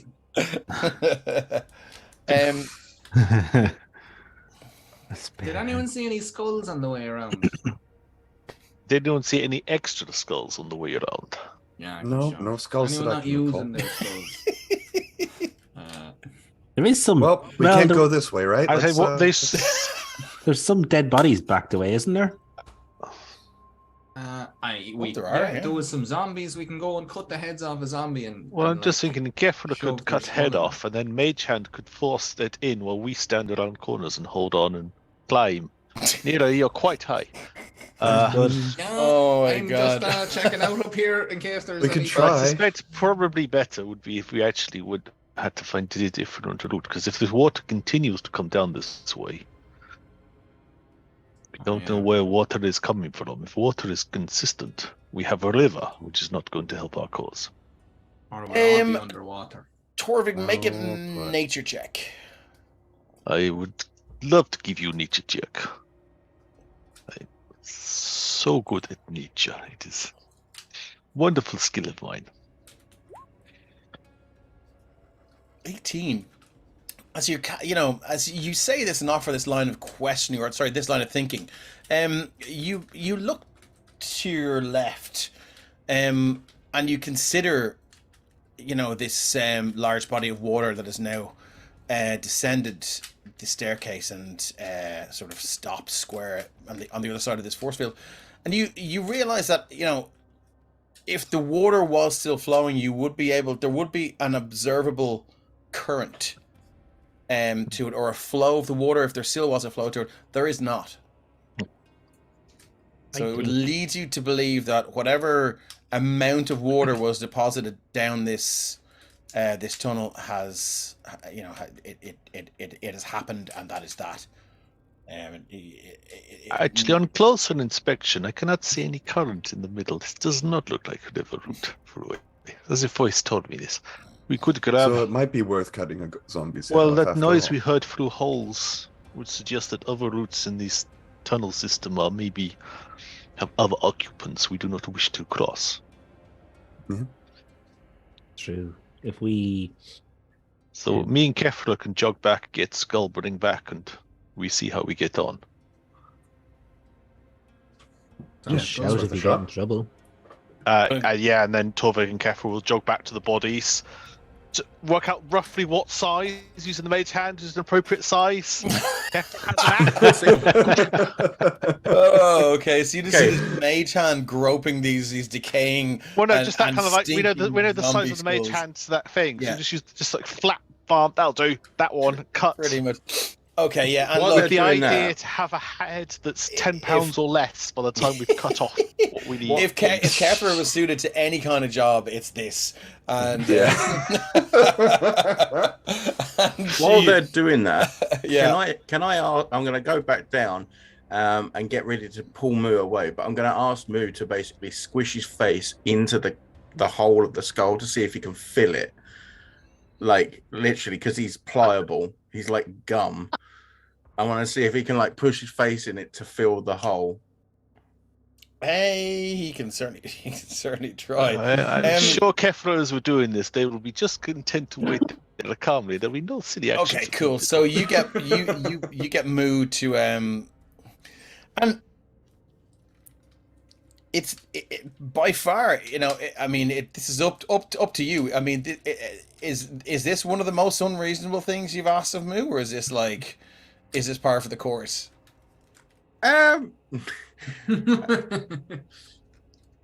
We're both kind of chaotic, so I think he'd probably, and he's not exactly the smartest. Let's be honest.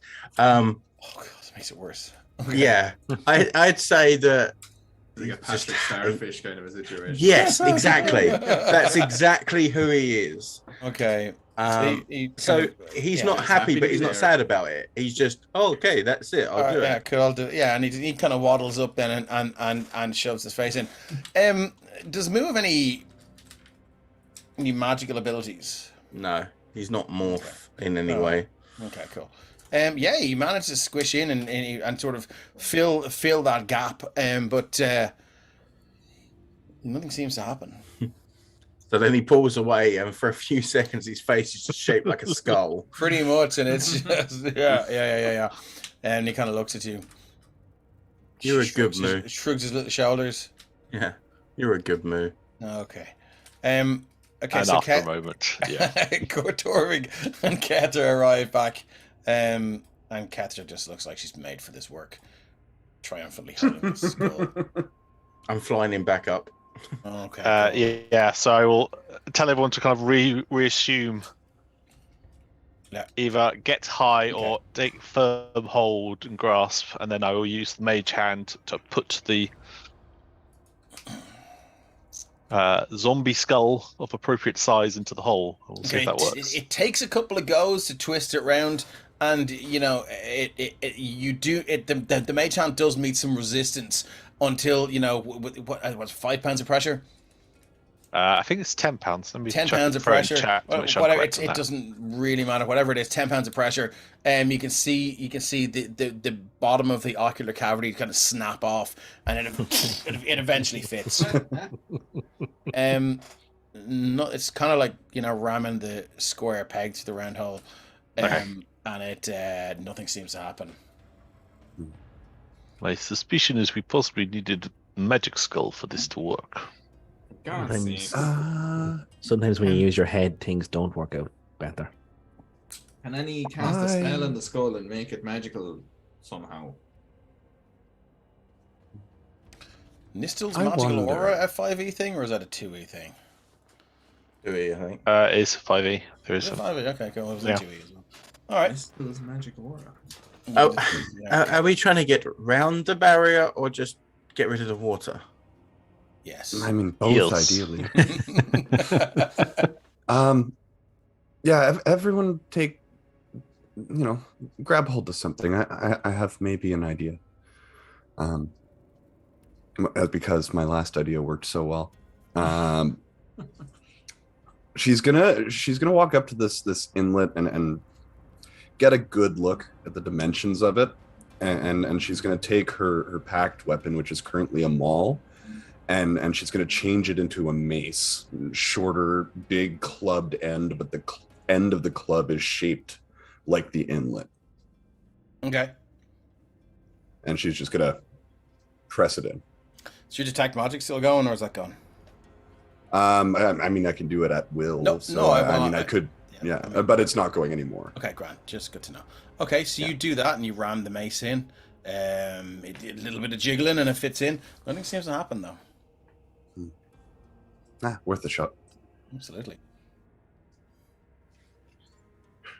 Nira climbs down, I suppose, at this stage and goes over, starts looking at it. Right, well, was there another route we could take, or is this is it? I mean, we know there is at least one other cavern that Moo went into. There are options, but there's lots of bad things in there, though. That's kind of why it'd be nice if we could get Nira, past this. With your passive perception of 15, you kind of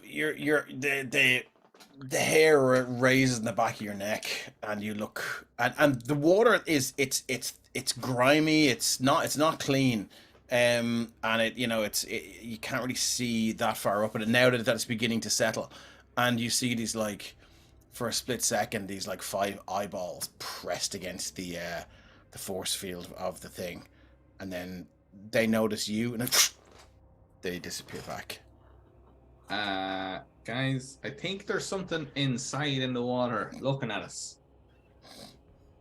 They were just these, I say eyeballs. They were definitely, they looked, there was no iris or pupil. They were just these white milky balls on the end of, like, not stalks, but like pseudopods.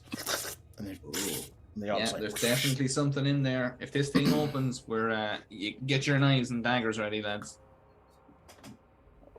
Actually, Nier's going to take a step back and throw his dagger of returning at the thing and see what happens. Okay. Fizzles and sparks. The dagger returns to your hand. Stunk. I'd have a fairly decent understanding of magical things.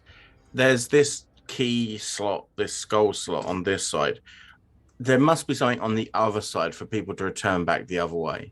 Can I see anything the other side of the barrier to deactivate it? Make a perception check. I do believe Andira tried to look for something as well, but didn't find anything. Come on. Dirty 20. 20, dirty 20. Nothing in the first 5, 10, 15, 20 feet that you can see, and it's incredibly murky now at this stage, so if there was something there, it'd be quite hard to see. Damn it. You can't notice anything. It would be in more particular. likely at the other end of that thing anyway. Not Where- here. It would be. Where the plant thing that we have just beaten comes out of the wall, is there any sort of a half tunnel or anything from where it's going out, or? Yeah, you can dig down maybe 10 or 15 feet, but there's nothing there. Okay. God damn it. I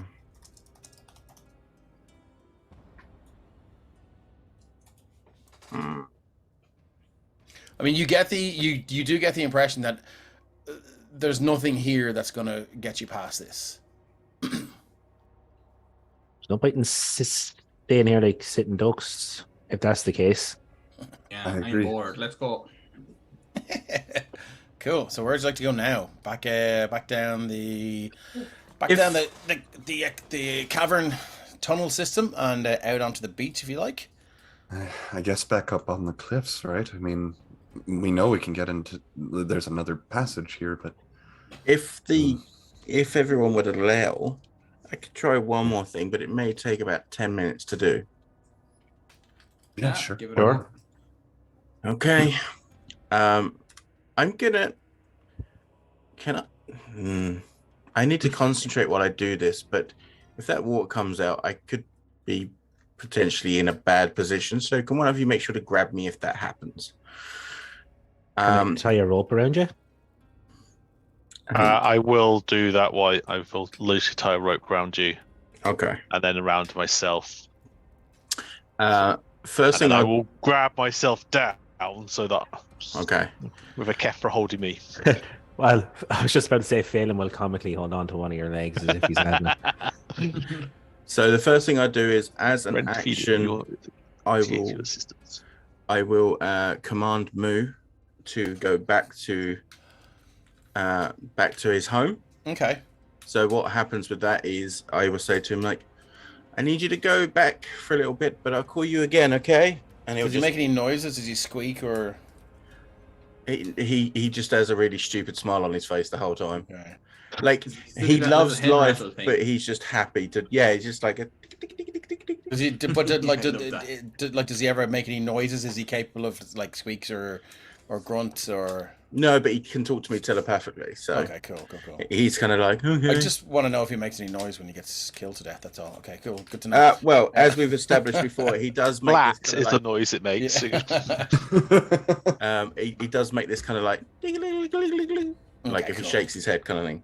Okay, cool. Anyway, so this tiny portal opens up beneath his legs and he drops, but then gets stuck because it's Moo and because he's stupid. So I just go over and like and push him through and he's gone for a minute. Okay. So Moo's out of the question just in case. Hi, Moo. The next thing I do is so I'm gonna go and kind of stand in front of the what do you call it, the wall of whatever it is, and for the next 10 minutes I'm gonna get out my book and I'm gonna literally cast the I can't remember what it's called now because I'm an idiot. Unseen Servant Okay. on the other side of the barrier. And I'm going to instruct it and keep instructing it to go forward through the water because it doesn't affect him, and to try and look for a lever to open the barrier. Okay, cool. Can the unseen servant make perception checks? Can't attack. Once of each of your turns as a bonus action, you can mentally command the servant to move up to 15 feet and interact with an object. The servant can perform simple tasks that a human servant can't do, such as fetching things, blah, blah, blah, blah, blah. Once you give the command, the servant performs the task to the best of its ability. So I think if you could see a lever, you could instruct it to pull it. I don't think it can search for you, though. Does it have footfalls? Can it set off traps? No. Okay. It has no kind of Cool. actual presence in Alright, that okay, sense. well, They can be attacked though, can't they? Ancient servants. They can be attacked, yeah, but they don't have a physicality to like walk on a floor or anything like that. Okay, that's good to know. Yeah, I don't think so anyway. It kind of appears there, and you can see, as it sort of, you can see its form, whereas everyone else probably can't, and you can see it seems to be sort of treading water in this weird way, and then it begins to just move up. And then it obviously, it looks for a lever, the lever or mechanism to which you refer, realizes that it's not there, and just returns, and just seems to be bobbing in the water and just looking at you. God damn it. I swear you see a shoulder shrug.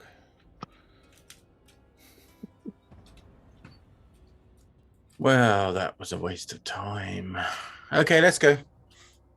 Okay, cool. So where are we going? Back out onto the sand, is it? Yep. Okay, all right. Climb the cliffs, move your find some tokens. high ground. Move your tokens. Okay. So you've got sand and the high ground here. I love it. That's something. As I go past that tube, I'm just gonna fire a firebolt along it anyway, just in case.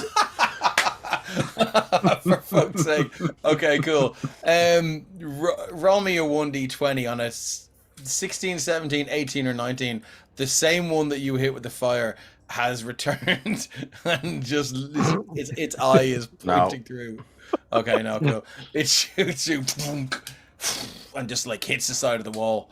As you guys make your way through again, the sand is still kind of moist and damp, and it doesn't slow your advance, but it is, it's uncomfortable and it's just slightly difficult walking through sand like that. As you get out here, it's even more difficult. But you're moving along, and I just keep an eye out for anything flying, anything climbing down the cliffs, any kind of sea monsters coming in. Just I'm watching out for anything incoming while we're moving along. Are the torches still lit? As in, they're burning low, but they're still lit. It doesn't look like the tide came in and put them out and went out again. No, definitely not. Not God, no. It wouldn't have come in that quick. And it would have come into the cave system as well had it come in. Okay, cool. Torvig, make me a perception check, please. And I will guide myself, knowing this is what I'm going to be doing. Guns and perception. 22. 22. Yeah, you do see this thing flying around again. I will shift see it again. This horrific, rotten bird with this this darting eyeball in its mouth, and it sees you and it sees the party, and you can see there's no eyelids or eyebrows to raise, but it's almost as if the eye gets like brighter and wider as it spots you. It's like and it begins to fly off again. Eldritch Blast before it gets off. 25 to hit. Oh shit! For 1 4 and a 22 to hit for 12. Oh, sorry, what's that? Fireball. Holy shit! Everyone's 23. Now I will say, Torvik is the only one that's seen this. I was about to take a shot, actually. Yeah. So, okay. Torvik can roll to hit. I'm happy for 17.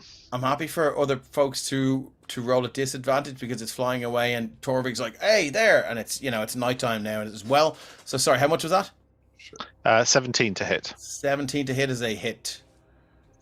It will take 4 psychic and 6 piercing.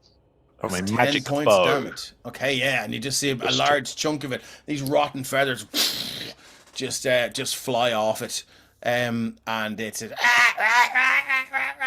begins to fly away. Anyone who is so Phelim, Andy, Carther, Torvig, and Phoenix. Nera, I think you're a bit too far away unless you got something with a long range. You can roll to hit with disadvantage. Andy already has. That was a 24 for 1 force damage. That is a hit.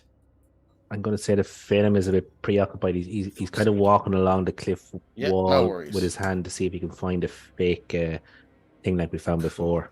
And sorry, Phoenix, you rolled to hit, didn't you? Yeah, 22 was my disadvantage. 22 for what? 3. For 3. Okay, grand. And But the that's thing fire, yeah. lights up.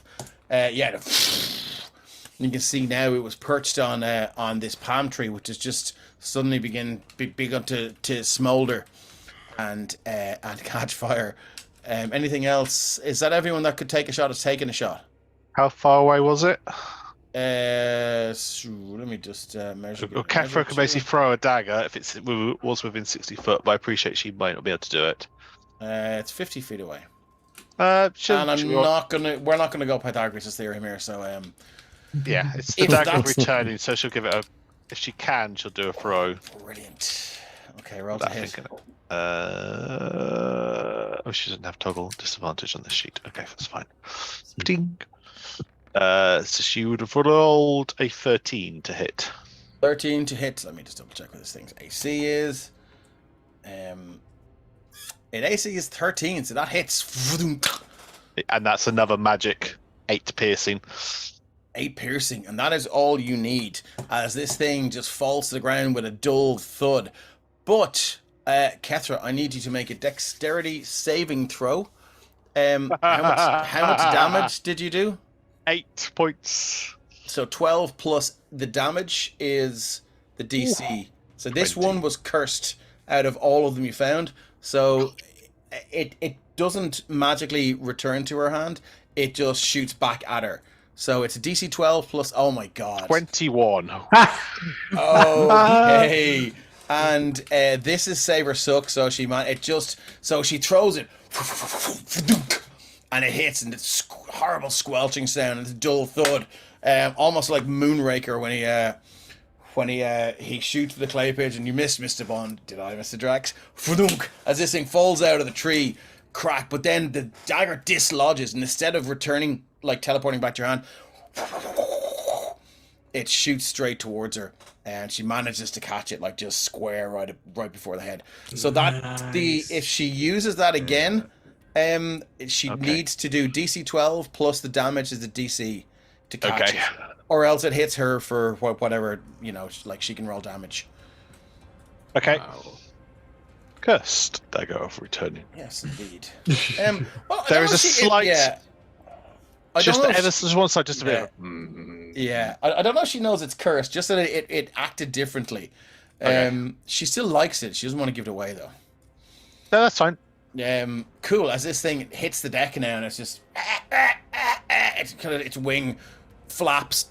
As you can see, you can hear it. It tries to beat its wings to fly once more before it dies, and it ends up kind of cracking 2 bones, and then just like makes one final. And Torvig's going to kind of just stamp over quiet. quickly. Basically, partly get his arrow, but partly to make sure this thing's dead. yeah. And if the eye is still intact, he will stomp on it until the eye is not intact. Move your token over then. As he walks over, you do see the eye in the beak is still, and it widens and almost as you approach, it definitely scopes you out. And then I'm sure the last thing it sees is the boot. It's a big hoof. A big hoof. Oh, nice. Okay, squelch. That's in between your toes now. Yeah, well, I was just gonna say it's almost like in your bare feet stomping on a rotten hard-boiled egg. Blech. You meet some resistance and then it pops. I'm Okay. going to fly up to the palm tree because you said it had started to catch, Yeah. and I'm going to use Druidcraft to grow a new leaf off the plant and like pat it out like with the leaf. Easily done. Yeah, no problem at all. And the fire subsides.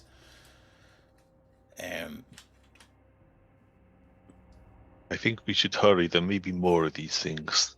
They have feelings of literal lookouts. Let me look up the bone collector for 1 second. What do we How- think? Along the beach or up the cliffs? I think along the beach is short way. We know there is at least one more tunnel, but we can attempt to climb if you so wish. How high are the cliffs? Oh, good few 100 feet. Oh wow. Maybe What, I yours would is I'd not- rather take the tunnels first. Yes. Could be another hidden entrance like the last one, like the kind of tarpaulin that they had. Remember? Hmm. Oh yeah. That's what Phelim is kind of looking for as he's walking along, just one Okay. hand dragging along. the Yeah, and you cliffs. drag along. You know the rocks are sharp and cutting, and slightly, mildly painful as you run your hand along. They seem to be solid. They seem to be cliff walls right now. But I mean, you haven't checked the rest of the area, but you can certainly try. DM, Mhm. did Kethra, or did we realize that the dagger coming back is part of the dagger's thing? Do people, like, have we kind of figured that bit out? The dagger, Not necessarily that it's cursed, but that's what happens. Yeah, the other dagger wielders know that the dagger just teleports and reappears back in your hand. This one shot back right towards her forehead. Right. So it seems to be acting differently, but Because Nira is a little bit on the chaotic side, as seems to be developing. Nira also has deflect missiles as a monk, so he might swap out the daggers. So she gets the non-cursed dagger, and he gets the dagger. So every time he throws it, Would and it she comes allow back- that? Oh, that's going to I be something don't- she'd have to be asleep. So- She wouldn't knowingly allow that. So you might try and reach for it, and she's like, Well, I think rather not try and actually like trick her into it, but be like, hey, this one's grand. I'll True. take the other one because I can catch it. But we can wait until the next game and run it past. Yeah, sure. Drew Kane says, "Return of the Slash." Oh my God. Showing your Okay, age cool. now, Drew. Yeah. She's pretty much my age. Almost. Actually, no, he's not that old.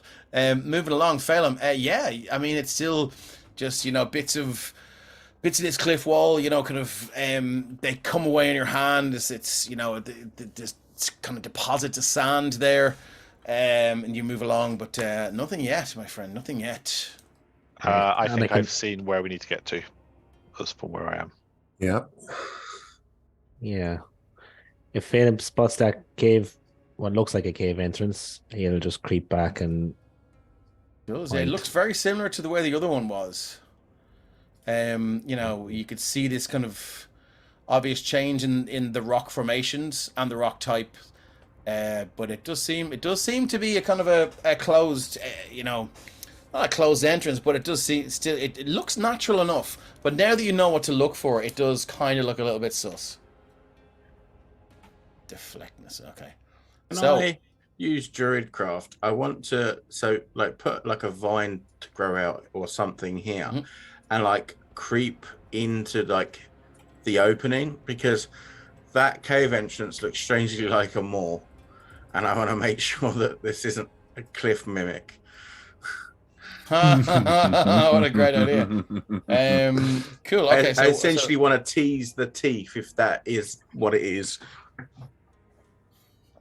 Okay, so I would say, I'd say make an investigation check. Dog. No. That seems there's no way in hell this is a cliff mimic, and it's hot. It's like it's even more unlikely that the DM who had never considered a cliff mimic is now hastily pushing buttons to make this a cliff mimic. But no, You've never no. considered a cave mimic, honestly. It's slacking. No, I know, right? Yeah. But that's the thing about mimics, isn't it? Is that they'll keep growing until they stop eating, like if they carry on eating. So they can potentially become as big as a mountain. Pretty much. Sorry, I moved fair on there. So Cool. mountain All right. mimic is what you're saying this thing is. All right. Oh, I'm saying, go ahead, a Phelim. You range go of first. mountain mimics. Nice. Phelim just gives him a thumbs up and takes it as an order as it used to, and he'll slowly creep quietly as he can through the sand as far as he can. Okay. Yeah, you can feel again that heavy tarpaulin that has been constructed to look like a mountainside. With what pretty much amounts to papier mâché and cleverly painted hardened papier mâché, and it's they've kind of lightly dusted it with rocks and actual sand Shia LaBeouf and all that kind of stuff. So it's a very convincing replica. But like now that you've spotted the first one, you know exactly what this is. Did you just say Shia LaBeouf in the middle of that description? I did, yeah. It's a meme. It does this a lot thing. now. Yeah, Anytime you say the word actually, it's like if you Actual say superstar Shia in the middle LaBeouf. of your conversation. No, actual superstar Shia LaBeouf. I'll drop it into the channel chat. But it's a song. It's like actual superstar Shia LaBeouf. And anytime me and Kate say actual anything, we just throw Shia LaBeouf in. It's pretty much a nervous tick at this stage. But I love it. sort of the major problem. yeah, thing. It's just major problem. I Yeah. thought it was like the meow. Corporal punishment. Yeah. general disaster. Pretty much. So Major error. yeah, that's just the shit we do in this weird house. If you would, who would like to remove the pull down the creepy tarpaulin first? Is it flammable? I'll try and if There's it's not, only one way to find out, my friend. I'll touch the torch to it. Are you gonna light it up? I'll try. Yeah. I think that's how we got rid of the first one, right? It was like firebolted it. Yeah, it lights up with a very so dry that it just takes immediately, and almost like touch papers, it's just gone. So let me just go to my dynamic lighting layer and. Torvig has a bow ready. Kefra has her axe poised. Okay, as you can see seems to be another. What's the rain? What are these guys now? Let's see what they're. I love how you didn't long rest for these guys. Has anybody got any healing or anything, by the way? Hey, I've got a couple potions. Yeah. I can't see anyone's health, so anyone raise your hands if you're less than like 50%, just as a. Me. Okay. What I mean, I'm exactly 2/3. Yeah. You're just- Yeah. Quickly take a healing potion. Very quickly. These Take it and things drink begin it. to move. So anyone that is going to use their action to take healing potions gets the full effect of them. So like you're all max healing. Oh, lovely. Yeah. While they're healing, 2d4 plus 2 is 10 basically. while they're healing, can I take a shot at that? I will give you. Yeah, I'll give you. So you guys are using your right. So anyone who's taking the healing potions is doing so the moment before we roll initiative. You can use the moment before you roll initiative to take a shot. Yes, you can. Perfect. And anyone else who did not take healing potions can use the moment before initiative. I can't do you see know- what's being Yeah, shot I at, was so gonna I say, can't do anything. Andy and Phelan probably could because you're at the mouth of the cave. That's a 22 to hit, which is a hit, and you can see. As you look closer to the thing you're aiming at, it does seem to have burn marks around its mouth. Aha! Well, we So- found him. Yeah. Yeah, so that's hit him for 6 fire. God love these fuckers. Their AC is 10. So, damage immunities, condition immunities, no resistances of which to speak. So yeah, it shoots through again, lights up this dark cavern, and it takes 6 points of fire damage. Yeah. And it lights up a little bit. Tries to pat itself out. Some sort of half memories or half instincts remain from the creature it used to be when it was alive. It knows enough to pat itself out. Liver. Jesus Christ. That was the name of the Hobbit butchered shop. Shire LaBeouf. Oh wow. Drew Kane. Killing it as always. Andy, did you take a potion? No. I was handing one out. Okay, well I got would enough say on that it. that's what you did then. In Okay. that moment before initiative, so let's move to initiative then. As these, forget to click your token and then click the initiative button, and these things begin to move towards you. Let's get rid of our defiled temple music. Let's get some. Do you know what? Let's get pirates going here. As we instead of cry havoc. Yo ho. All All right. Oof. What have we got? We've got everyone in. Oh, I know. I didn't roll. No, I rolled, but I didn't turn up. Slaughter. Okay, you need to click your token and then click the initiative order. So whoever, if you didn't do that, you can just click your token and click the initiative order again, and I will use the first roll. Yeah. That's actually a 28.14 for me. Are you in there? Right. You are 28.14. 28.14. Lovely. Okay. Anyone you else need need to their add that initiative to order mine. changed? Or sorry, their initiative roll changed. No, I changed mine. You change it. Okay, lovely, cool. Descending. Phoenix with a 28.14. Drew Kane says, all right. I think John style. I've never Spicy rolled that times. well. Right. 28.14, my friend. What have you got? I'm going to keep letting into this fucker because I want him dead now. Okay. Well, he's already dead. Okay. Anyway, Deader than dead. dead or Oh. dead. Love it. So what did you roll? 11. 11. That's a hit. Their AC is 10. Oh, it yeah. shrieks through and just catches it square in the throat. Finally, And, something I can for hear. what, 6 fire damage, yeah. And it does not like that at all. What have you them got? things that Moo saw, that's what's in there. What would you like to do? Is that it for your round? Yeah, I'm going to hold position there. Okay, fail him. Bim cannot see far enough. And being the brave man that he is, he's going to move. He's going to move to here first, see what he can see. Can you see something now? And he certainly can. What he's going to do, he'll move to here, hopefully using as much any cover he can garner from that whatsoever. Okay. And he'll just hold an action, and as soon as something comes past him or within range, he's going to do his full attack on it. Okay, lovely. Torvig. Torvig's going to approach closer. Mhm. Oh, hello. Hello. Hi. Hello, yeah. Oh, hello. Shot the first, shot the second. Why not? Okay. What else am I going to do? You run in with a melee weapon. Ding. I could run in. That seems positively stupid. 22 on the first shot. 22 is a hit. And sorry, my TV's switched off. There we go. And 19 on the second. No, they're both 2 solid hits as the arrows shoot through the air. They land in this thing with a sickening squelch. And they 17 magic piercing and 3 psychic. Okay, I think they're immune to psychic. Surely to God they're immune to psychic damage. Doesn't say they're immune to psychic damage, so they're going to take every bit of it. So what is that? 10 and 20 points of damage? In total, yes. Wow. Okay.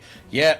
Yeah, as these 2 arrows just land the thing with a squelch. If you can imagine, just like a crossbow bolt or an arrow just shooting through jelly and landing in a melon. Just that's the sound it makes. And it's it just seems it almost its entire body almost shuts down for a second, and then and it's patting at the arrows like it did the fire. Whatever instinct it has just seems to have gotten kind of muddled up with the amount of massive damage that you've done to this thing. Yeah, and I just stepped to one side and after you. Okay. This one here is going to use its movement. 5, 10, 15, 20 as it lurches. That's all it can do. It's going to use its action to dash. 5, 10, 15, 20. Unfortunately, you are 5 foot reach. Is that a 5? Would we get a 5 foot reach with that? Possibly. Yeah. Yeah, go on. It moves into your reach, Phelim. Your held action is triggered, and you can roll to hit. Hey, go Lovely on. stuff. So again, going to try and poke him with my short sword on the first attack. Oh, but I will say any creature. Sorry, no, this is your reaction, so that doesn't count. 10 to hit is a 10. So you rolled a 3 on the dice, and you managed to hit it for 10 piercing damage. Fuck me. Okay, I should have had a few more of these things in here. Noted. Okay, yeah, so just one swipe with a sword, it catches it square in the neck, and you can see it has these massive purple and red like pustules around its neck. You pierce one of them, and the stench out of this thing is horrific as this thick yolk-like fluid just begins to just seep down its shoulder. That's it for your reaction. I do believe your held action. Yum. I On have to this one here. Yeah. but I have two attacks when I attack. So Do you get both attacks in the held No. action? No, you No. don't. You get one okay, attack sorry, and a held didn't action. know that. That's fair One enough. attack with the held action, yeah. So, okay, this one is going to go 5, 10, 15, 20. This one's going to go 5. Oh, I flipped it, inversed it. 5, 10, 15, 20. It's going to get to there. That's all it can do. Put my thing down, flip it, and reverse it. Absolutely. Moving on. Oh, God. Here we go. Here comes Kethra, taker of heads, the headmistress. Headmistress. Oh my god, that sounds like 10, such a Dom 15. thing. It's funny. Yeah, Yeah. absolutely does, isn't it? Yeah. Now, so I will say that any creature that starts their turn within 5 feet of the cave fish must succeed in a DC 10 con saving throw, being poisoned until the start of their next turn. On successful saving throw, the creature is immune to the zombie's stench. It's just this fish and rotting smell just begins to just emanate from it, almost as in a kind of an adrenaline reaction. This thing begins to exude this reek. Is it holding any weapons, or is it just you? Is it just got Is it claws? holding any weapons? No, it's got a slam attack. That's all it can do. Okay, that's fine. Instead, just for the fun of it, she's going to try a menacing strike. Okay. Because I think that's funny. If I hit, Okay. I mean, it's so- AC 10. So can I get that con save first? she's not starting her Oh, turn. that's true. though. Sorry, yeah, she's moved in. Yeah, good call. Sorry, yeah. So That's 21 21 to hit for 10 slashing. plus it needs to make a wisdom saving throw against what I presume is her class AC. Should be 8. It's got -2 on this. That's a 9. It is now frightened of Kefra. Oh my god. Who isn't, in fairness, but okay. Cool. It's obviously just a well-adjusted creature. I will give it the little crying icon there. I mean, it's frightened of her. Cool, cool, cool. Good to know. And then she takes a second attack. Oh god. That would be a 24 to hit Fuck me. for 9 slashing 9 damage. slashing. Okay, cool. Good to know. Yeah. And just Two. the passive phase, just Yeah. So these two heavy slashes with the battle axe managed to cut off one of its arms, and instead of falling, you know, as fast as you would expect any severed limb to fall, these fleshy tendrils or just these ligaments just begin to almost like pseudopods reach out and attempt to re-grapple it, and it hangs there just from these two tendrils. Have you been playing Resident Evil again? Is They, this your... they like it doesn't exactly reattach, but it is hanging there, lifeless and limp now, and useless to the creature. Kefra makes a note to see if the head has the same attachments as the next attack. Okay, moving on. If that's it for Kethra and Nira. No, she'll hold position there. Oh, lovely. I think Nira is going to step over here and just kind of like stick his head into the cave, so he's only heard things and shouts going on thus far. And there's like, is that stench visible? Almost. Drukan says he needs pseudocream for a pseudopod. But yeah, it's almost. It's you can almost see it. Like it's almost like. I mean, if you've ever been on a tour bus, you can nearly see a heavy, smelly fart. So it's just like, yeah, you can pretty much see it. Okay, it's like smelly fish. This is true. So I don't know if Nira is that keen. I think he's going to stay put and throw a dagger of returning. And be like, oh god, Drukan says pseudopod. Name Fallons. Oh wow. Okay, so your dagger returning 16 is a hit for 7 piercing against this one here. yeah, the one straight in front. Oh, okay. So -7. Yes, squelt straight into the forehead, Big Trouble in Little China style, and it just reappears and just lands just straight back in your hand. Kefra shoots you a side-eye glance. Why does yours work? I'll do you a swap. I don't think I can use. Oh yeah, my bonus action has to be an unarmed strike. How is that thing looking? It's not looking great. I mean, they don't look great to begin with, but I mean, yeah, it looks fairly hurt. Yeah, fuck it, Nero will run forward and do a. Go on, you motherfucker. Yeah, cool. I think maybe he might use the quarterstaff this time. Okay. Yeah. That's your monk weapon, is it? Yes. Cool. Roll to hit. And I think, as a bit of a baseball bat kind of. 18 for 8 bludgeoning. Yeah. Oh, okay, yeah, and you just swing it 200. There's no style or finesse here. It's just whack bang, and you just see the ear and and whatever was contained inside of the ear just explodes from the impact, and it's this green and blue fluid just shoots out, and out of the other side of the ear, this pink thick fluid begins to just leak out. It just seems to be kind of reeling from that hit. And it just begins to just chew on its own fingers. And that's all it's got. I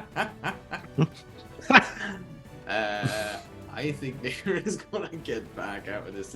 That because it worked out so well from last time, backing out of this. It's gonna use its reaction.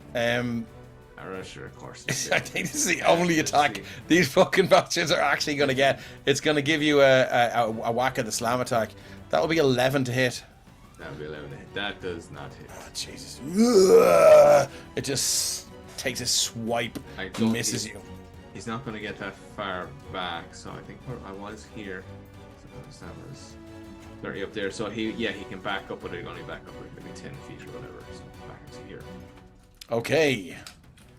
That it for you? That is it, yeah. Cool, moving on for this zombie cavefish here is going to go 5, 10, 15, 20. It's going to move right in here on top of Phelim. That's all it can do. Moving on, we're back to Andy. Okay, well, Andy can only see 2 of them, so she's going to take a step to the right and see what's going on here. Okay. Yeah, we good. Yeah, we're going to use our full movement. 10, 20. No, not quite our full, but we're going to get right up in there and kind of in between Nira and this one. Nice. Okay, cool. And yeah, my packed weapon is still a mace. And we're gonna booming blade it. So attack grace. coming. Lovely. Yeah. Oh wow. Oh yeah. So it's a 22 to hit. 22 is going to do it for 11 points of damage against this one Which here. one Is are it? you attacking? I'm attacking this one here. The one that's frightened. Yes. Isn't it advantage? No, it stops the frightened as soon as they get damaged. Oh, does it? I don't know if it does. On the medicine strike. I think with the frightened condition, if someone strikes at them, or if Frightened that's of just you undead. until the end of your next turn. Oh. So it's frightened all the way through. So no, yeah, It's that's an frightened of advantage. Hethar. Yeah, but they're within sightline.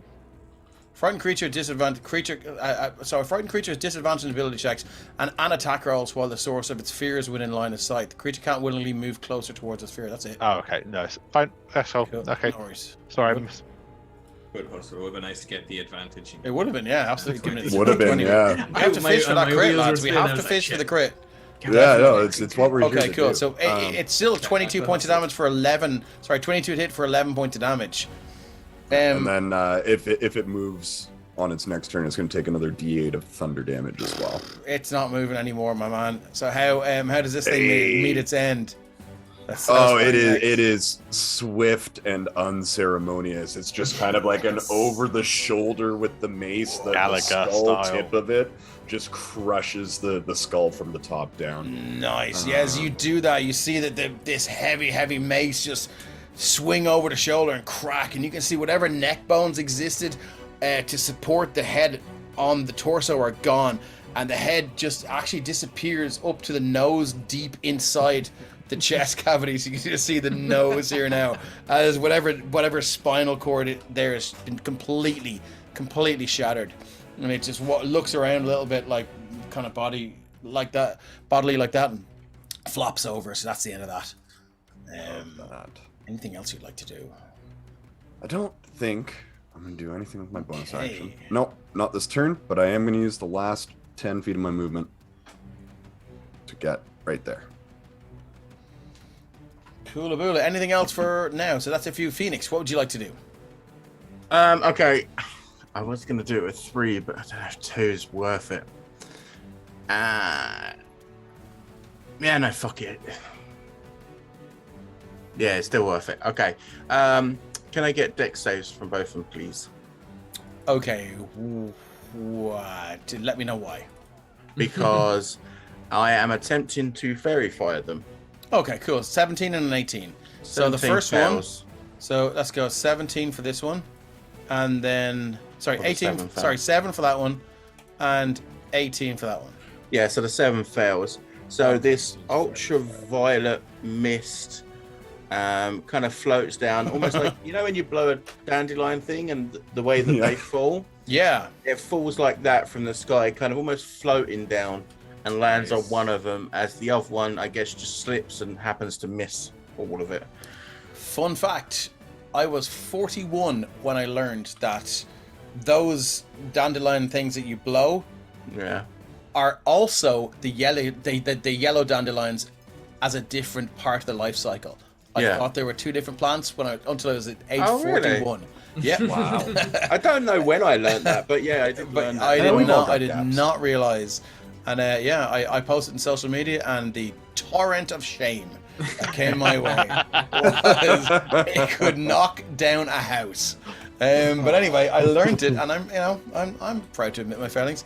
We all learn different things at different times. We sure do. Okay, cool. So one is lit up, and describe that again. It's an ultraviolet kind of light. Yeah, so it's like the only way I can put it that might sound reasonable is it's like a fade light. So it's that kind of neon-esque, like Okay. bright coloured light, and it's Just over do that not one. do it in the next inn you go to. I mean, I'm already glittery, so like, what are they going to say? No, to I me? mean, like, just don't, Oh, yeah. don't do it in the bed. Okay, cool. And then I'm going to just fly up and sit on this leaf. Okay, cool. Nice. So that one is it's lit up now. Kid says, I only learned that today. So Well, there you go. Okay, cool. And he also says if I could torrent my own shame, I'd never leave the house. Cool. That's it for Phoenix. Take that. Yes, that's it for me. Phelim, you were starting your turn near this creature. I need a DC 10 Constitution saving throw. I'll become poisoned until the start of your next turn. Lovely. So would Stout Resilience with advantage on the saving throws against poison give me advantage on that? It sure would, yeah. Constitution, here If we it says go. it gives you advantage on saving throws, then you get the advantage, yeah. Thank God for Nice. advantage. Yeah, and you breathe in, but you're made of hardier stuff and stronger stuff, and you've been around folks that have died in battle, as their bowels have loosened and all that kind of thing, and you're made of kind of sturdier stuff.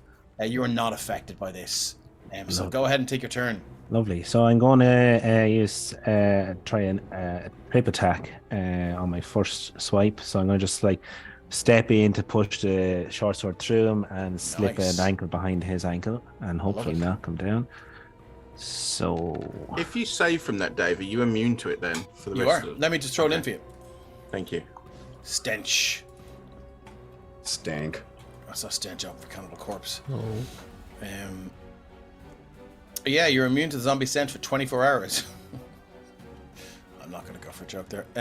Cool. So, did you roll to hit there? You did. So that I was a 14 did. to hit for, 16 points of damage. yeah. Nice. Okay.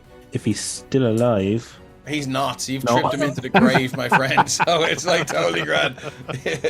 It's like T or IP. So he's completely fucking gone. Yeah, it's a blade. Yeah, how do you finish him off? he just, you know what? He trips over and just bangs his head and his head just cracks open. Yeah, it's not the 16 points of piercing damage. It's the nasty fall that killed him. Bang! He cracks his head off the rock, and these purple and blue like brains, just mush begins to leak out. from his head, and that's the end of this guy. Let me just give him a little. It's not the fall that'll kill you; it's the landing. Yeah, pretty much. It's a sharp protrusion from the cave wall. Fairly, anything else you'd like to do? Yeah, if I can, I'd like to move up and use my Yeah. second attack on this guy Yeah, there. let's do it. Go for it. He's already at advantage, isn't he? Yeah, This guy is lit up. No, sorry, this guy was the guy that made it, I thought. the guy at the back's the one that didn't make it. Okay, great. Yes, you're at yeah. advantage with the shot here. Cool. Lovely stuff. Here we go. And again, just casually stepping over and kind of almost slowly pushing the sword straight into him. Oof. Hopefully. Okay. Yeah. 15 is a 24 as you step in. You're like, shh, it's okay, it's okay. And you just slide the sword into his gut, and you just give it a nasty twist and a wrench. You feel this wet fluid just slosh out onto your feet as it takes 7 points of piercing damage. Lovely. Hey. They gave me flashbacks of Saving Private Ryan. Oh, God, okay. I'm sorry. Cool. Anything else you'd like to do with your turn? Not a thing, no. Here comes Torvik. Torvik will step forward. Remain still for one moment, please. As the bow is right here by your ears. So don't That is the leave most that way. terrifying thing Nira has ever heard over his shoulder. Yeah, no problem. How long? So shot the first and shot the second on the way. Are you like doing one over each shoulder just to freak me out? Shot the Sure, first why and shot not? the second is usually when the night starts to deteriorate, but anyway. So it's 24 and 22. Which I They are presume both solid hits. which will do a good lord. Sweet no. Jesus Christ 24 almighty. piercing and 2 In a sight. fucking sidecar. That's 26 points of damage. I need to start up in the fucking CR for you guys. How does this thing... involving 2 natural ones? How does this thing meet its end, Torvik? So one straight into that side and one straight into that side, and then you realise that it's been pinned to the rock wall and it can't Nice. go anywhere. It just the vital fluids just leak out. Nice, yeah, and it's stuck against the back wall there. I pretty much, given that, like how heavily these things have sort of pinned this thing to the back wall, these 2 arrows will be unrecoverable, but it's worth it, I think. Yeah, absolutely. Yeah, seriously fucking cool there. And I do believe that is the end of that chapter, as the stench remains, but these things, they will fight no more. Can we please just Well- find somewhere to rest and stop playing with all these? I'm going to Go ahead. just turn to Ketra and just waft in front of my nose and try a bit of humor with her. Say, is that you? She just hefts the battle axe. Just I will no be back in reason. one Just second. I just have to roll move my dog out of here. shoulders. And Finn will just walk on a bit. The passage goes on ahead for some time. Off to the right, a larger cavern, probably 80 feet ahead or so, and to the left, a passage that goes on for about the same distance. We probably shouldn't move too far ahead without Dave to Well, that's true, I was just going to pop his like, tracks on us. He wouldn't No, do let's go. such a thing. Let's find the high ground. Let's go.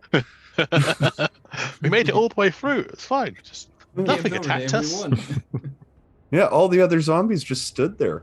Yeah. Where did you guys go? We went to the end of the campaign. It's all good. Yeah, we've killed the Graven King, son of the Graven King. Now it's just parties as far as the eye can see.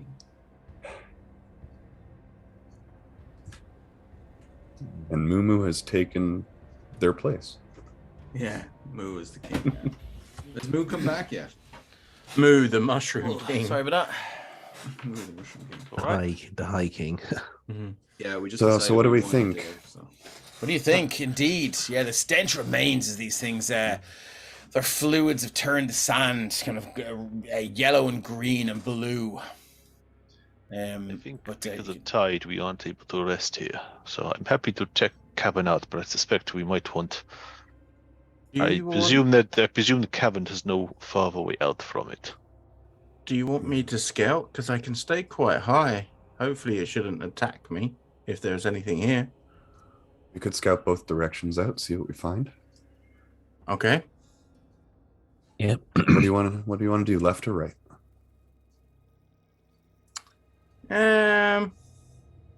I'll take right because it's wider space. All right. And actually, hang on. And I'll open the portal again, and Moo comes back through, but upside down. Because when he gets to the other side, he just stands up as normal, and then it opens again. He just comes through upside down. That's how he arrives each time. That's so super cool. So he just goes, whoop, the portal drops, and he just lands on the floor. Moo, will you go with Andira? That way we can keep in touch. Kind of jiggles excitedly. Ding, ling, ling, He'll ling. kind of like crouch down and like reach out with a hand so that Moo can like climb up onto her arm, shoulder if he wants. How big is Moo? I mean, they're bigger than that, aren't they? Moo's, in my head, Moo's about 1.5 feet tall. It's quite big. Okay, all right. It's like a small I dog. can sit on my shoulder. Okay, yeah, of course, yeah, cool. Because I can What ride does him. Moo smell like? You know, given that they're sitting on Andira's shoulder now. I mean, is there Okay. is there a funk or a Moo would have Earthy? a smell of yeah. like a mixture between like dried earth and like fresh morning dew. Okay, all right, okay, nice. It's actually a lot more pleasant than I thought. Yeah. It's pretty great. It's kind of like waking up in a nice forest setting and having that fresh morning air kind of smell. Okay, Yeah. all right. Um, Definitely more pleasant than they look, anyway. So yeah. Oh, that's just cruel. That's just mean and untrue. What would happen if Andira licked them? Depends how They much can't. damage they do. I don't. Would there be a Fair. wisdom saving throw? Would there be like some sort of hallucinatory effect? Listen, Maybe. wait until I get to a point where I can create some extra feats for my character. Fucking And we'll like it. see. Fucking like it. Yeah, see what happens. When I created it, I was waiting for that moment where someone's like, I want to eat a mushroom. I'm surprised Um, it hasn't happened already, to be honest. Yeah, Tongue I'm just surprised. sticks to it. Okay, so yeah, I'm gonna stay up about 5 feet off let's say 10 feet off the cavern ceiling, and I'm gonna just kind of float up towards this way to see what's going on. And then every like 50 feet or so, I'll stop just for a brief couple of seconds to communicate with Moo to make sure they're okay as well.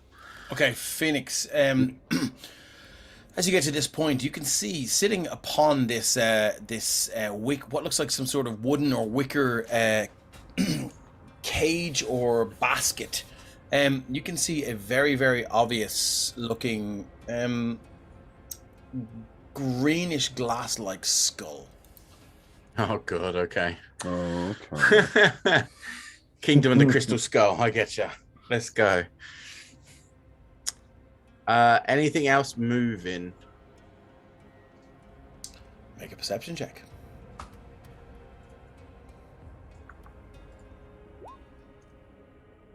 Natural 20 for 21. Nothing moving currently. Okay, currently, yeah. Currently. Penny Dragon Games said mushroom soup. That's our man, Christian. I'm gonna relay to Moo that we found the skull, and they're gonna tap Andira and just kind of try to pull their face into that shape that it was when they squished their face into the wall. Oh, Laura Bones has just arrived at a raiding party of 8. Thanks a million, Laura Bones and gang. Hey, welcome, we love you. raiders. Cheers. Hello. A quick bit of backstory. These guys have returned to a world that was conquered by a horrible man called the Son of the Graven King, some sort of lich or lich-like king. And they managed to escape off world to the Radiant Citadel, if you know what that is. And it turns out he attached some sort of scrying focus to the craft that brought them there, and now they're back on the world that they left to try and figure out who or what he is and what his origins are. They eventually arrived in this island of Garthas, and they're tipping away trying to find the origin. So let's keep going. Phoenix, you can see nothing moving currently as you look through this sandy cave. There's no light source, so I assume you have dark vision. I do, yeah. Excellent, yeah. You can see this gleaming. It's gleaming in the darkness. Emerald-like skull. Yeah. So, telepathically, I conveyed to Moo to let Andira know that I found the skull, and the way Moo thinks about to do that is to tap Andira, make sure that Andira's paying attention, and then tries to squish his face into the shape of the skull that it was squished into. Is it like a very sudden tap, or is it like, is it like a gentle interaction? Moo's actually quite a soft creature, so it would feel more like a cat's paw, like tapping you. Okay. Cool. Yeah, so you're not startled by any means, but unfortunately. Yeah, I think I'm gonna have Andy make an insight check here. Yeah, go for it. Just to see like if she's like, oh, that's what that is. -1. 10.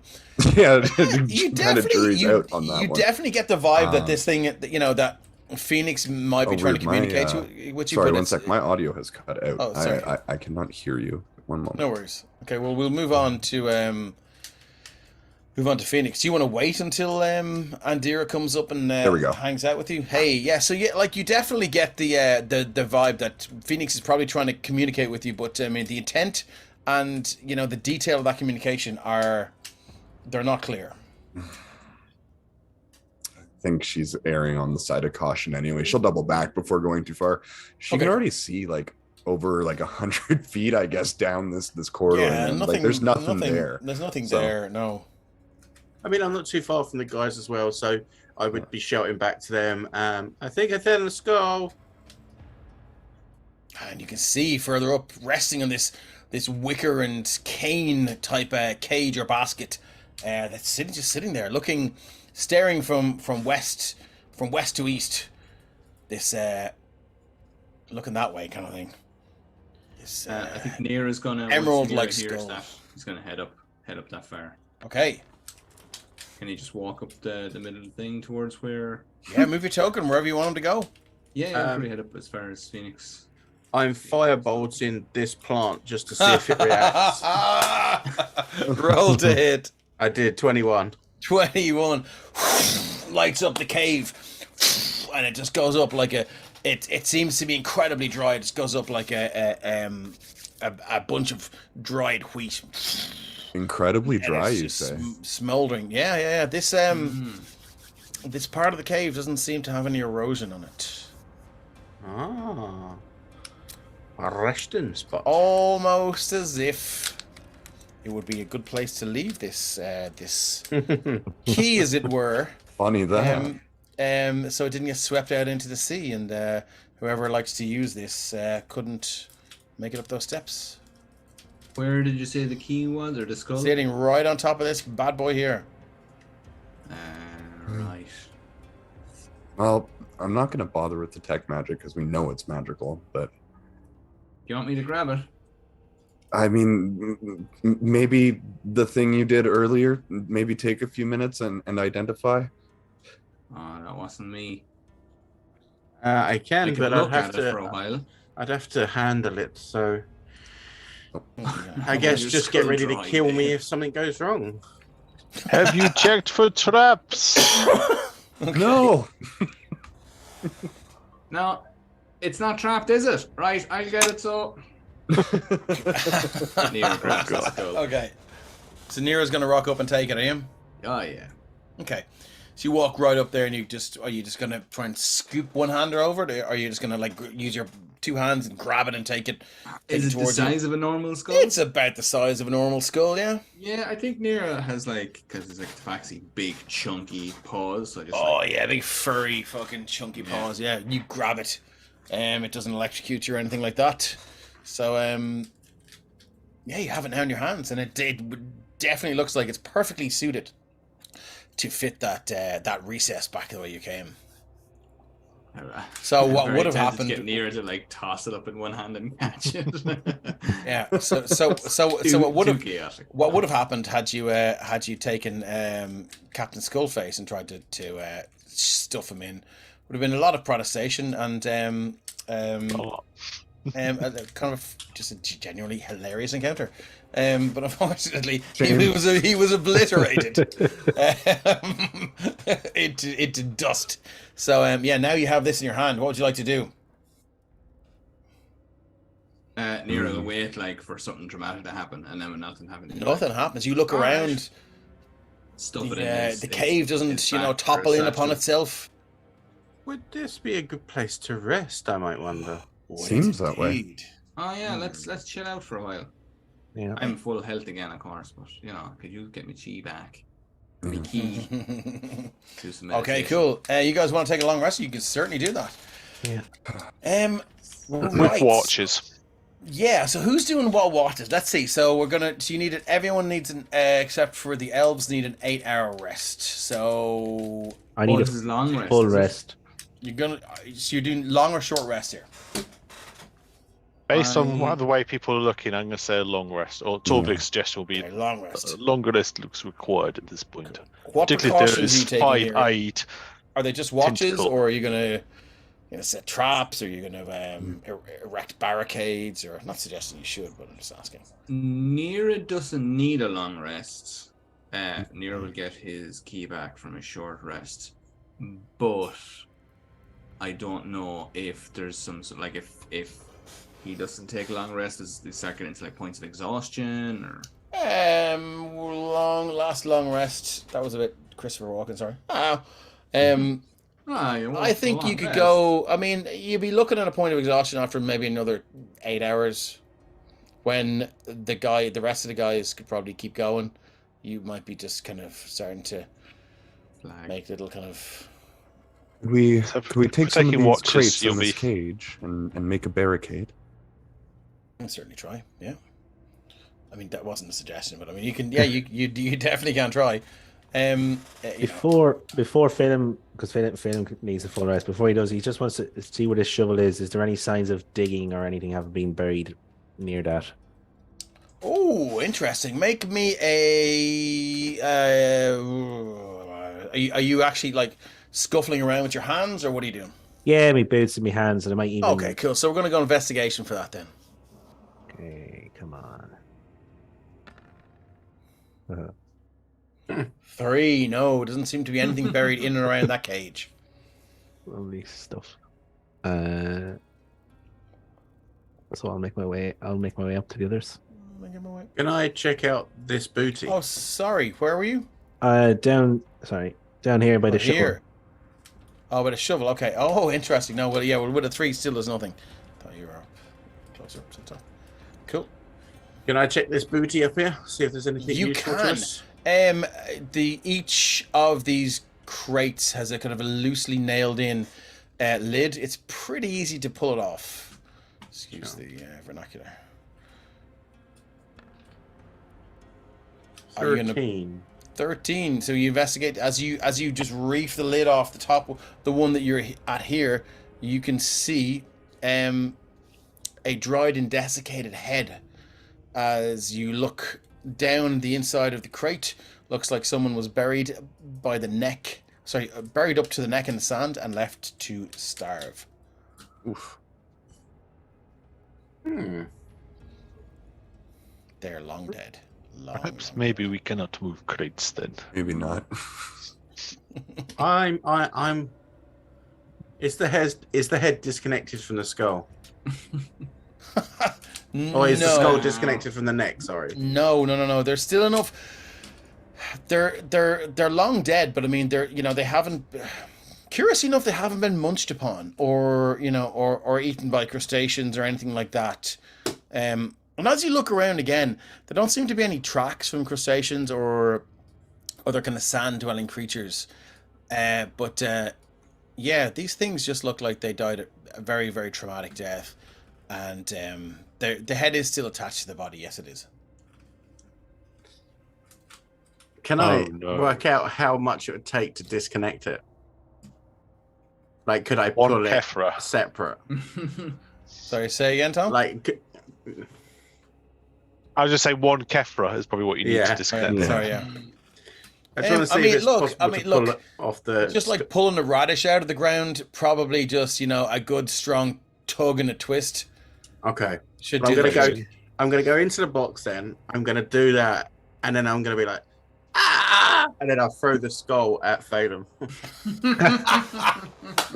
Balaam, you hear this, and like, is the scream as if you've just been attacked by this thing? Yeah, like I'm Okay. making the box rattle as if I'm being attacked. Yeah, and this head dances around the hands and it just shoots towards you, Phelan.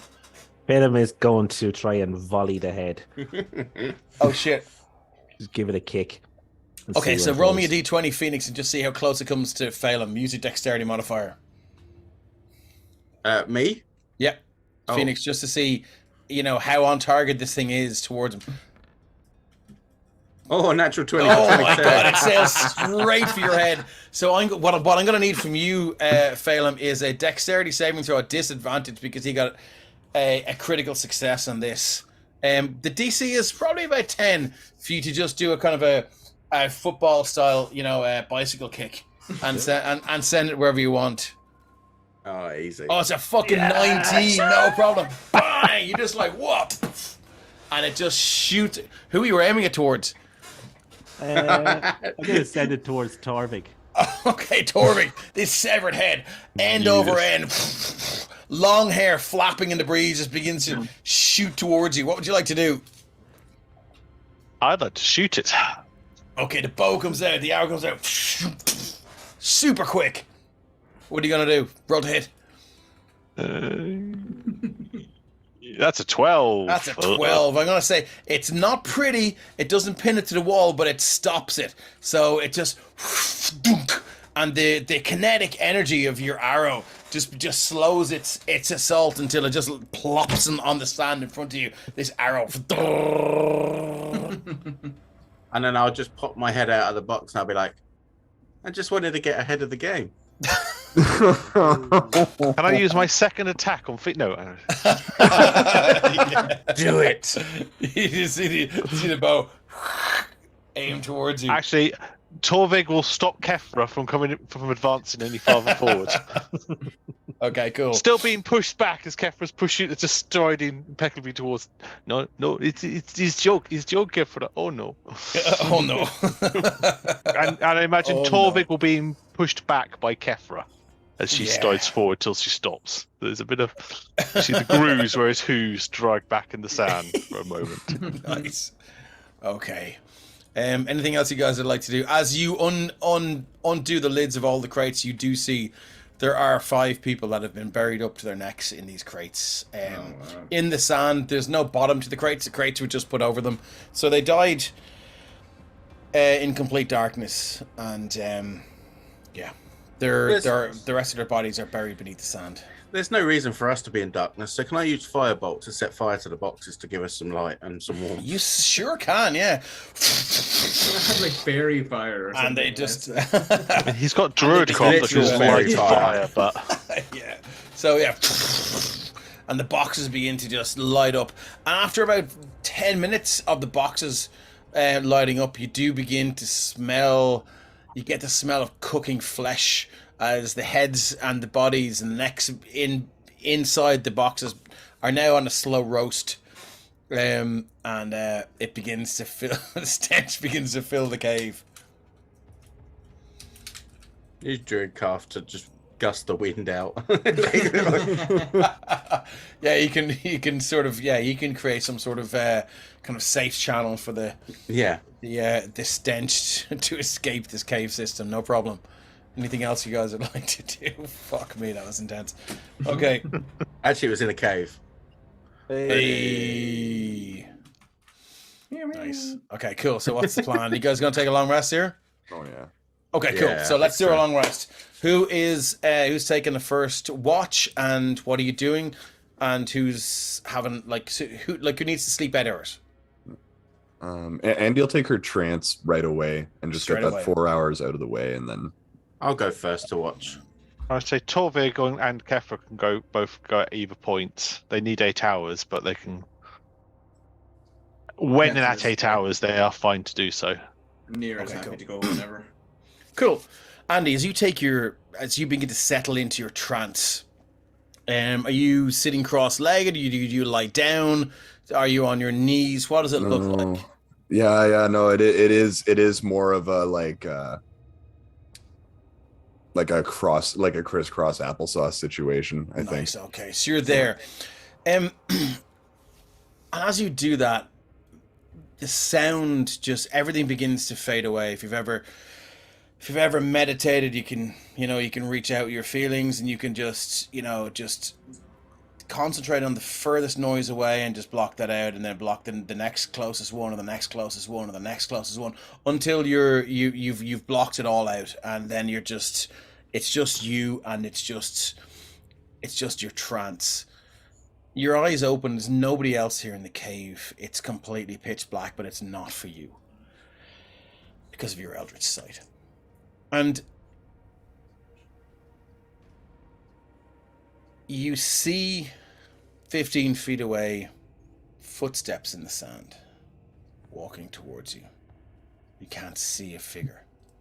And then you feel a hand on your shoulder. And it's reassuring, it's comforting, it's cold. And you feel that hand move down your arm, and it takes your hand, and you feel a gentle tug as it urges you to walk with it. And I obey. I rise to my feet and start walking. As you do that, you make your way out of this cave system, back down the beach, back into the previous cave system, up towards that set of steps that had previously been barred from you by that force field. And you ascend the steps. Again, a tough climb. And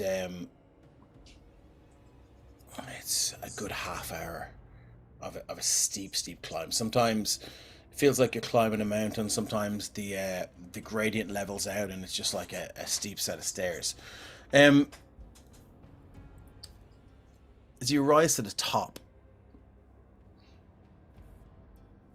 you can see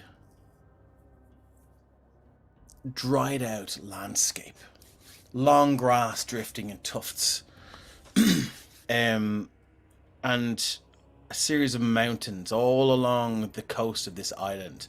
As you realize now, you're not standing on the ground, you're actually maybe 20, 30, 40 feet, 60 feet, 100 feet, 120 feet above it. And you get a good view of this place very, very quickly. And I'm going to click show to players. You get a bird's eye view. Can you guys see that? Yeah. Mm-hmm. Yeah. A bird's eye view of the shape and the form of this thing. And you would be pretty much at this close to the southwest there. I'm not sure if you can see that. Yeah. So, where the bay has a kind of a almost L shape, you're in the corner of that L on the southeast. Okay. And then it's gone. You're back, but you do. Again, from the last time something like this happened, you do see all these long black threads, and there are thousands of them. These long black threads ascend into the sky and into this black cloud that hovers thousands of feet above this island. And again, you realize it's not above this island; it's above this world. And this darkness, this pervading blackness and bleakness. All these blackened threads are tethered to this one darkness. And your stomach turns and you feel sick. And you sense the outrage as the hand that holds yours clenches tighter. And yours reflexively clenches tighter. And the revulsion fills you as you begin to feel that stomach churning sense as you almost want to vomit. And then you open your eyes. Your trance has ended.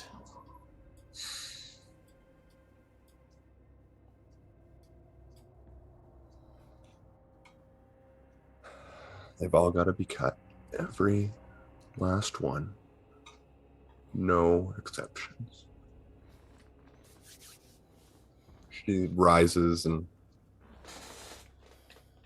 I think for a good long while doesn't really say anything when she comes out of the trance. I think she goes like kind of a little bit out of this cave and just does like martial, like kata almost, like switching the packed weapon to like different styles: a spear, an axe, a warhammer, a glaive, a lance, and doing different exercises trying to master all these forms. Just because the familiarity of the ritual is comforting. Yeah, she's gonna need it. Cool. Okay. So your first watch. Sorry, who's on first watch? Me. Okay, Phoenix. Can I get a perception check, please? I don't know if I can do this or not, but as I have Moo with me, can he help by keeping an eye out as well? Of course. Let's do the perception check with advantage. Perfect. So 17. 17. Yeah, you notice, and even as you left the original cave system and you moved back, and you went to this cave system, the weather was getting worse as you traveled down the length of the beach. And now, after about 4 hours, you can hear a heavy storm battering the side of the cliffs. And you can hear the sound of waves quite close. But they don't seem to make their way into this particular cave system.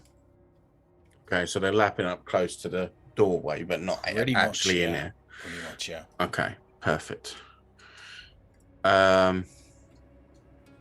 Phoenix, from what I get from what's happened, Phoenix wasn't told who was going next. So Phoenix would just kind of look around at the end of the 4 hours. So that's when Andira wakes up, right? Yeah.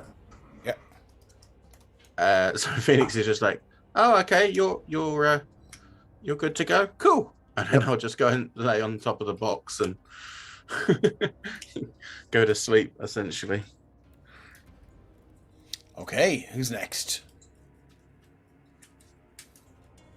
I just left it with Andira to. Okay. Andira, so you would have been coming back maybe after these sort of kata type rituals. Yeah, I don't think she went very far. I think she went into cool. like the next cave over. Okay, cool. Good to know. So you're up there. I don't know if anyone else has taken the watch with you, but you can give me another perception check. Again, that's whether Andira woke anyone up, or whether they were too busy preoccupied with. That's up to them. I wonder. 17. 17 again. You can. It sounds. It sounds remarkably similar to the sound of the water lapping up against that force field. The sound of water, heavy water lapping up against the side of a fish tank. And with your Eldritch sight, you look down, you see the tide is completely in now. And it's like looking through the side of a fish tank. The water does not come in here.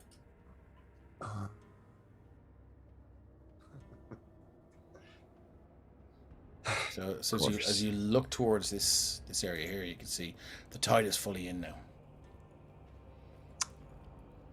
Yeah, it was just pressing against the entrance, not coming in. Yeah. And it's likely the same on the other side, and we were probably safe where we were. Yeah, roll me an insight. Not insight. She Roll me assumes. an intelligence. Yeah, straight intelligence check. Straight intelligence.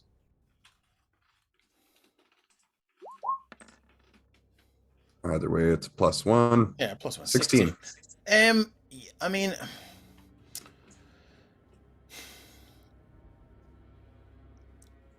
the erosion on the walls of this cave system compared to the next cave system are vastly different. Right. So it's been a long time since water has come in here. It used to come in here. and the walls have been heavily eroded, but not for some time. Whereas the water continues, it would continue to seep into the cave system on the right. If I walk up to that barrier, can I pass a hand through it? You can. Are you gonna do that? And then there's no resistance to me. You would have to come right up to here. Yep. Yeah, you can certainly pass it through. But as you do, water begins to flow down. I pull it out. armor. I pull it out. Okay, not in an alarming way, but it just as if the water that has contacted your skin begins to run down your skin and down your armpit and down the side of your body. It doesn't gush through, but it just trickles. But you retract your arm, and you've sort of discerned the nature of this whatever this effect is. You've made every drinker's bad idea of breaking the seal. Yeah. Similar to the other one, but not exactly the same. Well, come back, and whoever's up, she'll definitely mention that. I don't think she's ready to talk about the other thing quite yet. But Okay, cool. I'm sorry, Dave. There was something else I was meant to do on my turn. Sure. So I have the ability to find food, berries, wild game, all that kind of stuff every day. Okay. Could I say that I had collected maybe some edible seaweeds and some vegetation and stuff? For sure. You collected a heap of edibles. Okay. And you're ready to go. Cool. So you can. Just to say that I fed everyone if they want some. Okay. Cool. That's good. So you don't have to. You don't have to expend any rations or whatever like that. I'm going to say Torvig would have conjured good breeze, so everyone had. Okay, nice. That's not to say Okay. we can't have edible seaweeds as a change to good breeze, but there's a stack of good breeze for everyone. we could covered wrap the regardless. good berries in the edible seaweed. Yeah, nice. Ooh, that's a good idea. There we go. Now, moving on. I will say there is nothing really here that can cause any problems. So we will say the rest of your long rests are successful. And if there's anything anyone wants to do, we can do that. But after the 8 hours, the tide has receded, and you are free to make your way back to that area. You can click long rest buttons. You sure can. Woohoo! So for anyone that would have woken up before Phoenix, you'd have probably seen that when he goes to sleep, he's basically cuddling Moo like a teddy bear. Okay. Rightio. So at the end of your long rest, you are successfully and miraculously healed of all wounds, and you can make your way to the stairs if you so choose, or you can fuck about on the beach for a bit more if you want. It's your call. When we go out, is it daytime or is it still nighttime? It would be daytime at this stage. Just maybe about 9 or 10 in the morning. Okay. Pretty much with the moment they get out on the beach, Torvig is going to see the ocean and the skyline, and there's just going to be that moment of wow, because he's never seen the ocean. He's never seen anything that large. Yeah. This to him is just like, oh boy, this is rather lot. It's vast. Yeah. And as you look down as you come out to your right would be the west. And you look out to the west here, as if you could see the arrow here. So you would Did be we looking. explore this other tunnel up here? You didn't. No, you did. I think Andira had a look and there was nothing there. Alright. So we should be outside on the beach at this point. Sorry. Yeah, you should be outside on the beach. Okay. And as you look from your token's view to the left, from east to west, you do see the thick black squall making its way further down the cliffs. It's as you've come out, maybe it's just passed you by, probably maybe 20-30 minutes. This storm, which probably spurred the tide on as well. You can see the trees are still dripping these large drops of rain off their thick palm leaves into the sand with a heavy plop plop plop plop. And yeah, you can see as you look to the east, you can see this clear blue sky and this vast, vast ocean. And again, it's like I said, as you look to the west, you can see that thick black maelstrom just making its way down. He will turn to whoever's nearest. Probably careful. I need just one moment, and he will make his way to wherever the surf is. And he will very deliberately try and stand at a point where he's on the join between the water and the land. Yeah. And they'll just that one moment he'll just close his eyes. He'll take that crudely carved symbol he has around his neck, and there'll just be that little sort of. I presume I'm brought here for this, Lord of Horizons. Yeah, and you look down, and it's almost as if you're on the threshold between the land and the sea. And as you stare out, I'm straining to hear if I hear a whisper is what I'm going for. As you stare out and you look to the west, you hear many whispers, almost as if the storm is talking. You look to the east and you hear an absence of sound, an absence of whisper, and you look down, your legs up to your shins in water.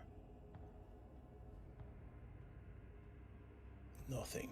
Then you look back to your friends. And as you look back to your friends, you hear a familiar whisper. And you can chalk up a piety point for that. Yeah, there's just that's about one moment of. It's been a while since I heard your voice, Lord. Mm-hmm.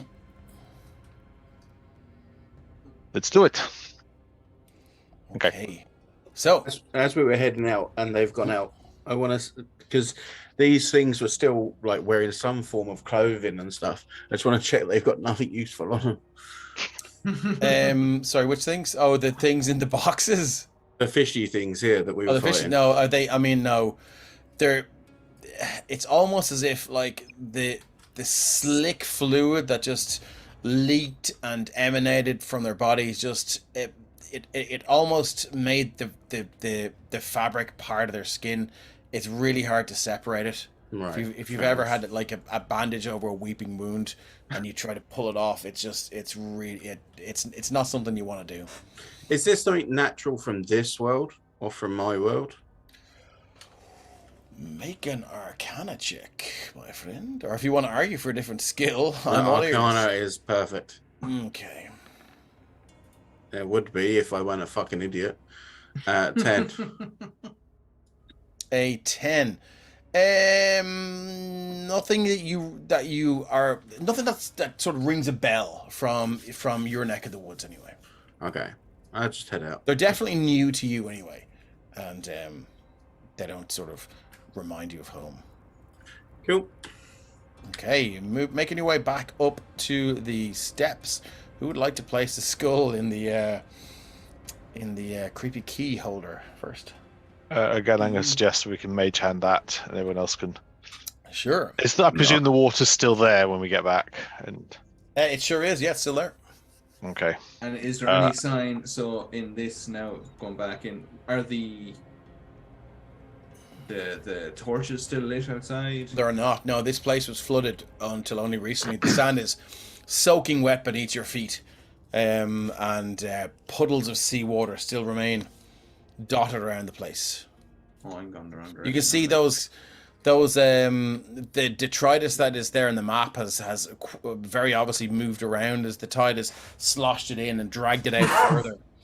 And you make your way up to this very obvious 5x5 flagstone with the indentation of a skull, holding in your hands this gleaming glass-like green, almost emerald-like skull. What would you like to do? So I'll conjure forth the mage hand, and you'll see that kind of like starlit field imprint of the hand. We'll just head over to Nira and just wait for the skull. Graven is quickly and frantically trying to tie himself to the remnants of these roots. I'm about 10 foot off the ceiling. The ones that you previously dug up. Climb into the hole you dug. Okay. Cool. So, are there any preparations other than that you want to make before you? Hey, Rockbeard, welcome along. Is there anything you would like to do before you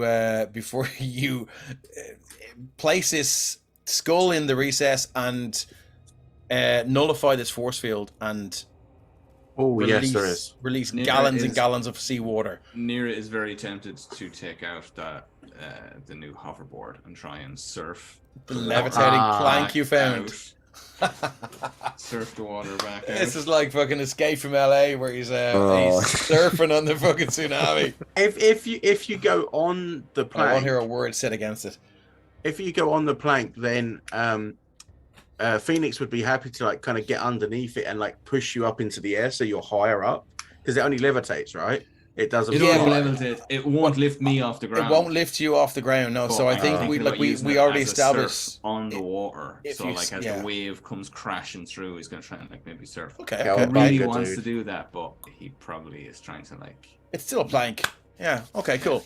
Okay, as this is a fresh day, I am going to be casting mage armor on myself. Okay. Cool.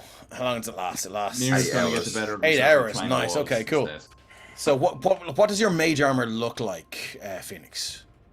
So essentially, because I'm forever covered in a glittery essence around my whole body, it changes from the standard kind of bluey green that it is, kind of like a teal color, but like bright. And when I put on the mage armor, it turns to a more like forceful, like dark purple. Yeah. Nice. I Okay. think, Cool. think Mace Windu's lightsaber, I that like it, kind I of like it. Sounds bright cool. purple. Cool. Nice. So you got your mage armor on.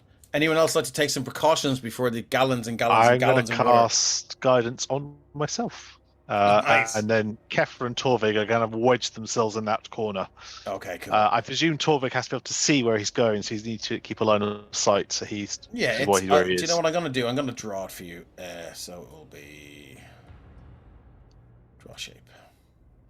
It'll be probably Yeah, about, the idea we're trying to get in where, if anything comes in, it's more the back swell. It's not in the direct path of anything coming through. Yeah.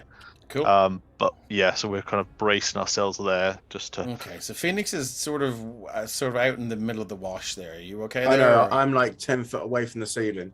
I flew up. so Okay, that- okay, cool. Good to know. All right, so are we ready to do this? Yeah, Yes. Nira's climbed up. Nira's got climb speed, so climbed up into the corner, and is using his glitter claws to lock in. Cool. Okay, so who's going to place a skull into the recess first? So Torvig will do guidance and then redo Mage Hand and Okay. shout if there's anything else you wish to do, or I'm putting this in the slot. Go Just ahead. readying an Eldritch Blast in case that eye thing comes flying out at it. Okay, cool.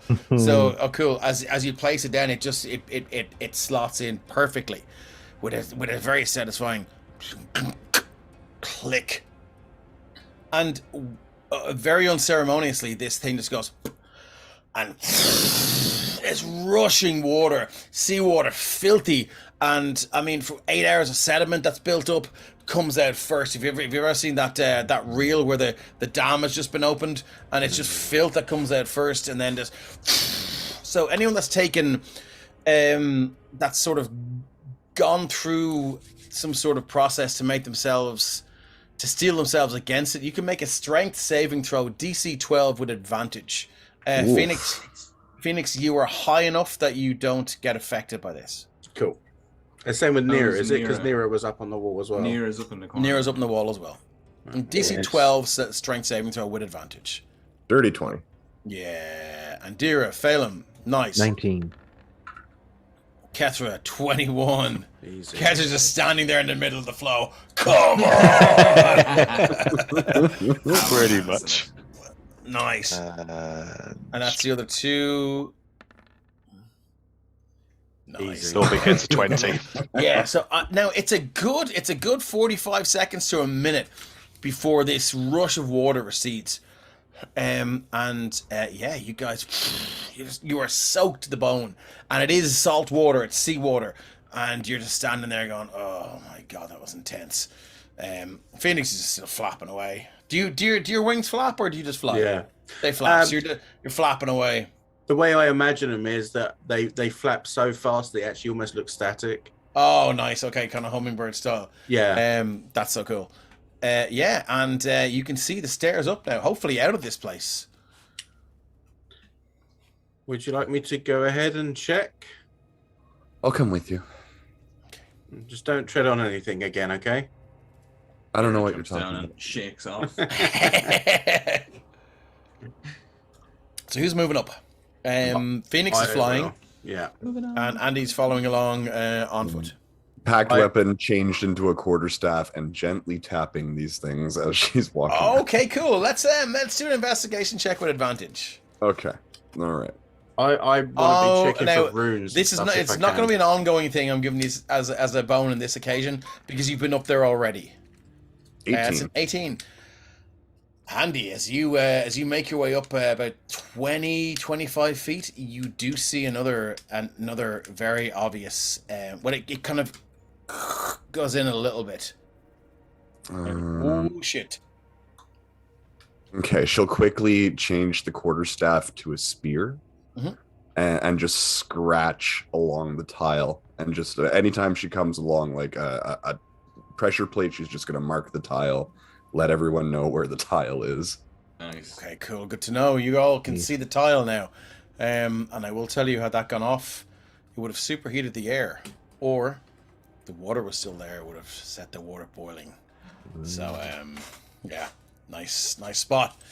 That's why Cool. you were asking about the unseen It's the servant, skull dude. still Pretty in much, the- yeah. That's exactly why I was asking about the unseen servant. Yeah. Is the skull still in the thing? No, it's disappeared. I think it's pretty obvious where you might find it. Yeah. Mhm. I'm looking specifically, Dave, for things like runes and stuff. Cool. Make an investigation check. I want to make sure nothing fucking explodes. Hey, explosive runes. 23. 23, nothing of the sort. As you make your way up, and you can feel, or smell, in fact, your scent as the salt water and the smell of the salty sea begins to recede a little bit, and you smell the earth and the, just the earth and the walls of this chamber seem to be more prevalent than the salt and the sea below. As you make your way up, again, it becomes, it's sometimes hand over hand as these steps are very, very steep, and then they kind of edge out until you're walking up just kind of a steep incline of a normal staircase, and eventually you make it to the surface.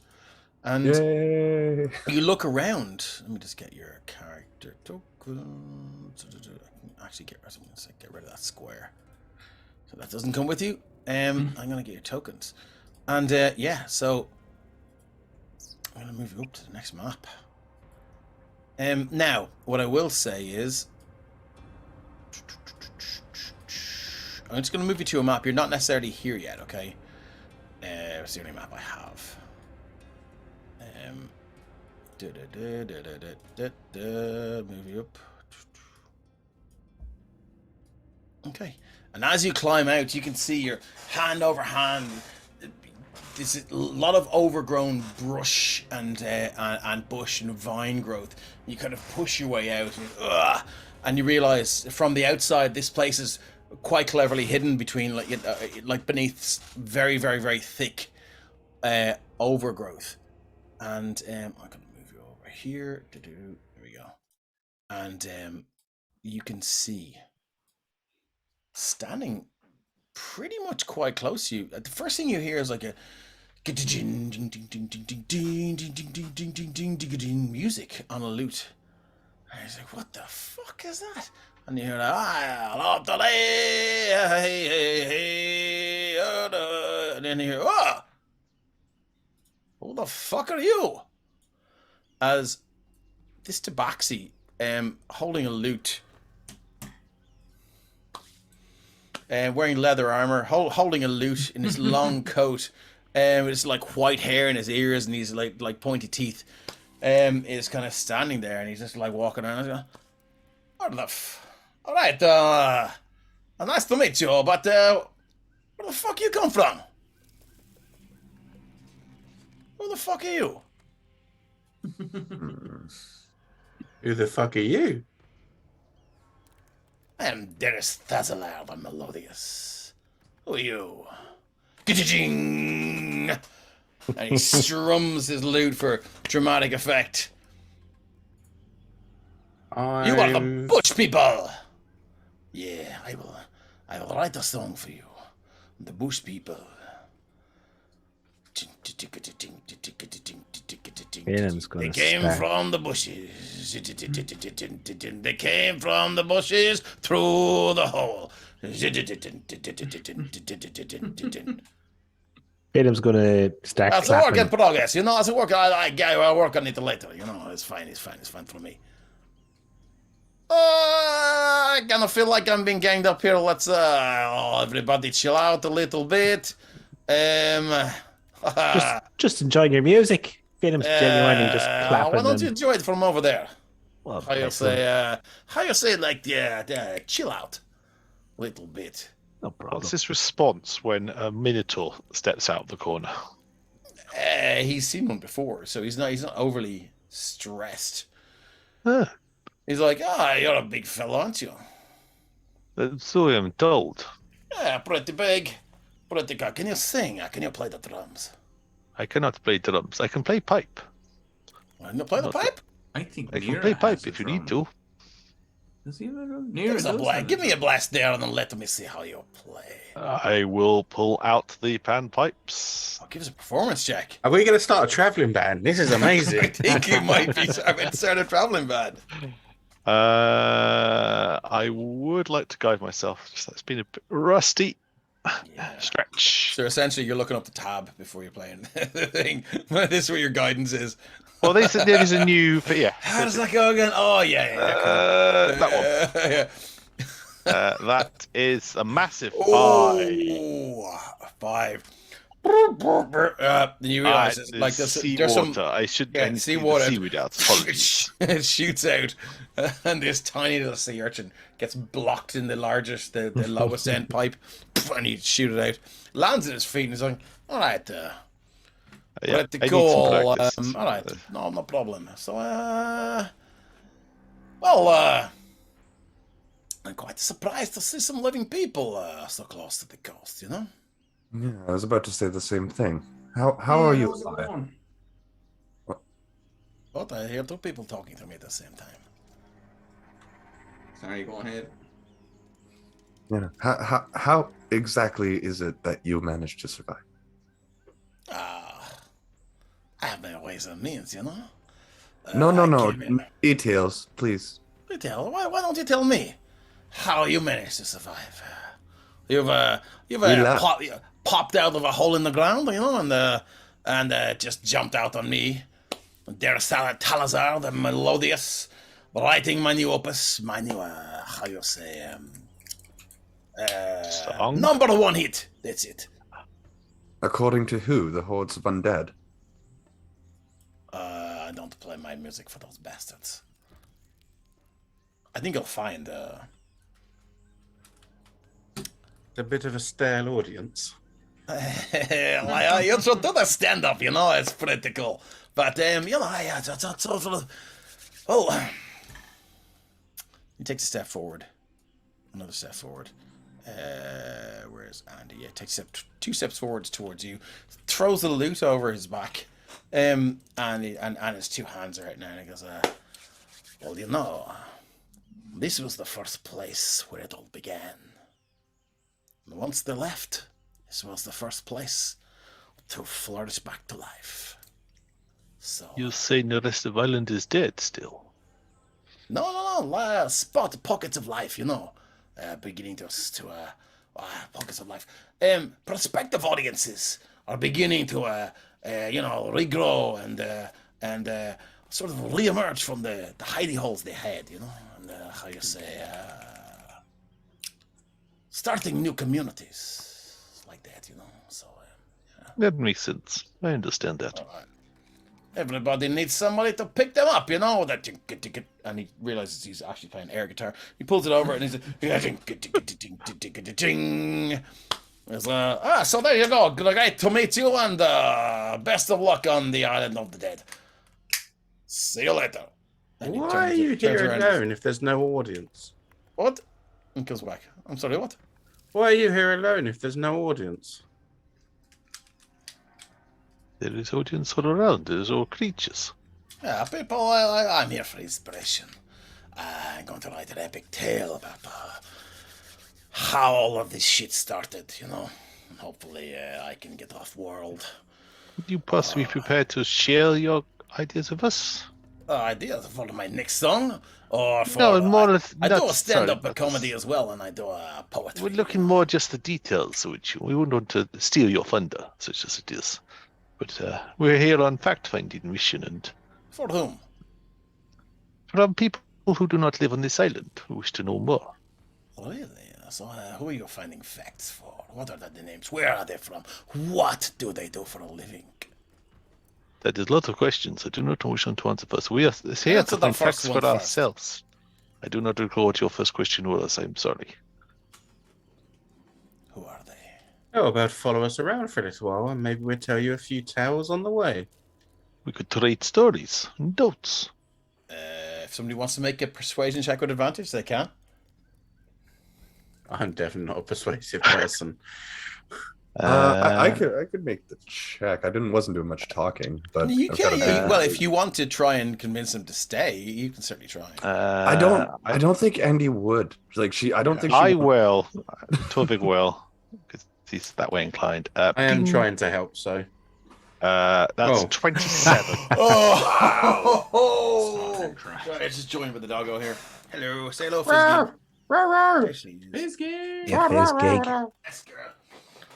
With a 23, he looks at you and he goes, 27. That 4 27. actually is included in Nice. this. Okay. At 27, he looks at you and he's like, throws a lute over his shoulder again. He pulls out a set of panpipes. He goes, and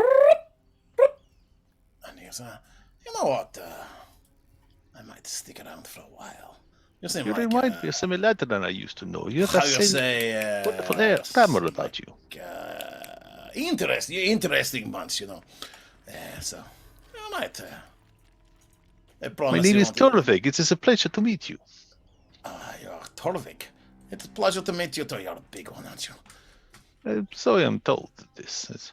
My name is Derthast the Melodious. Do we need to call you all of that? Dallas Talazar the Melodious? Every time you address Every me, time. you do so. Very good. I'm going to call you DT. Dallas Talazar the Melodious. There's a good ring to it. I like it. You're going to call me DT.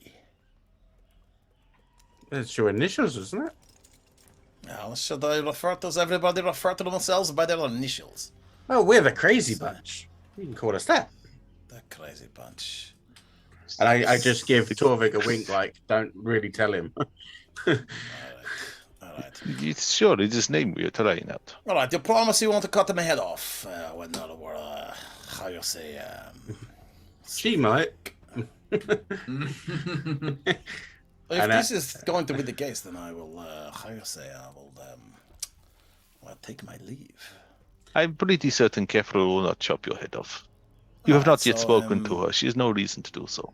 Elias, then it is. Agreed? Absolutely. I agree with this principle.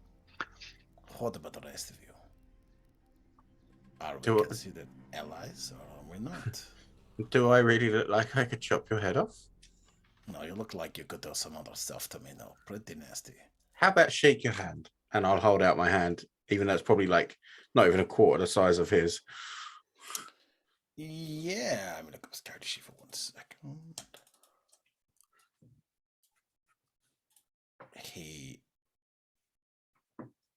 You can see, he reaches out his right. Just give me 1 second. I'm gonna roll a check for this to see if he actually does it. Oh, so wisdom save. I didn't mean to do that. So 15. Yeah, he reaches out his right hand and then he pulls it back. And for a what's your passive perception? Oh, good question. It is 11. An 11. All he needed was a 10. You can see there's one chunk of his right hand missing, and there's a claw missing. Okay. And Nera, you kind of wince at that because you know you've gotten your claws stuck in things when you're climbing, and you know they do grow back, but it's a pain like no other when they get ripped out. Oof, And this yeah. looks recent. He's been declawed. That's so sad. No, just one. Yeah, Like you know, but still. I mean, it's unclear as to how it happened, but So yeah, is it like the and finger he is goes, gone, or the claw on the end of it? So it's like a fingernail for us. yeah, kind of. fingernail, yeah. But I mean, like it's more than that for a tabaxi. You know, it's like it's a huge part of the hand structure. And I think As soon as Nero wouldn't have seen. this that, is from would his he? Or- strumming hand, by the way. It wouldn't be Okay. from the. As soon as I see he's uncomfortable with it and trying to switch hands, I will literally switch hand to the other one to make him feel more comfortable. Yeah. It's all right. Looks like it's the start of a very interesting day, doesn't it? It really does, yes. That's a good place to leave it for tonight. All right. Dun, dun, dun. Thanks everyone for sticking around. I'm very glad we got to meet Derthast the Melodious, and who knows, will he be your friend or your enemy before He this whole stinks. thing? It all stinks. Does it all stink? Malodious. Yeah. I love it. Melodious, I love yes, it. Exactly. I love it. Okay, cool. Thanks everyone for sticking around. Thanks everyone for who just joined, and everyone who joined at the start and stayed till the end, or those of you that just dropped in and out. We're going to raid Artifakes with 18 viewers, so please stick around, and please stick around for their stream as well, if you can do that. If you're, you know, And can I also just say, come back tomorrow to watch Craig and Dave's characters die. come by, yeah, come join come join Ryan's stream tomorrow for what sounds like the Railroad of Doom. But cool, yeah. Ryan will be running. He'll be running part 3 of his Revenant's story. So we're looking forward to this. Nice. And hopefully this will be where it ends, or you know, or maybe not. Maybe we'll be dragged through more traumatic situations. Anyway, thanks a million, guys. We love you all, and join Artifacts. Thank you. Good night. Bye, guys. See you in a month.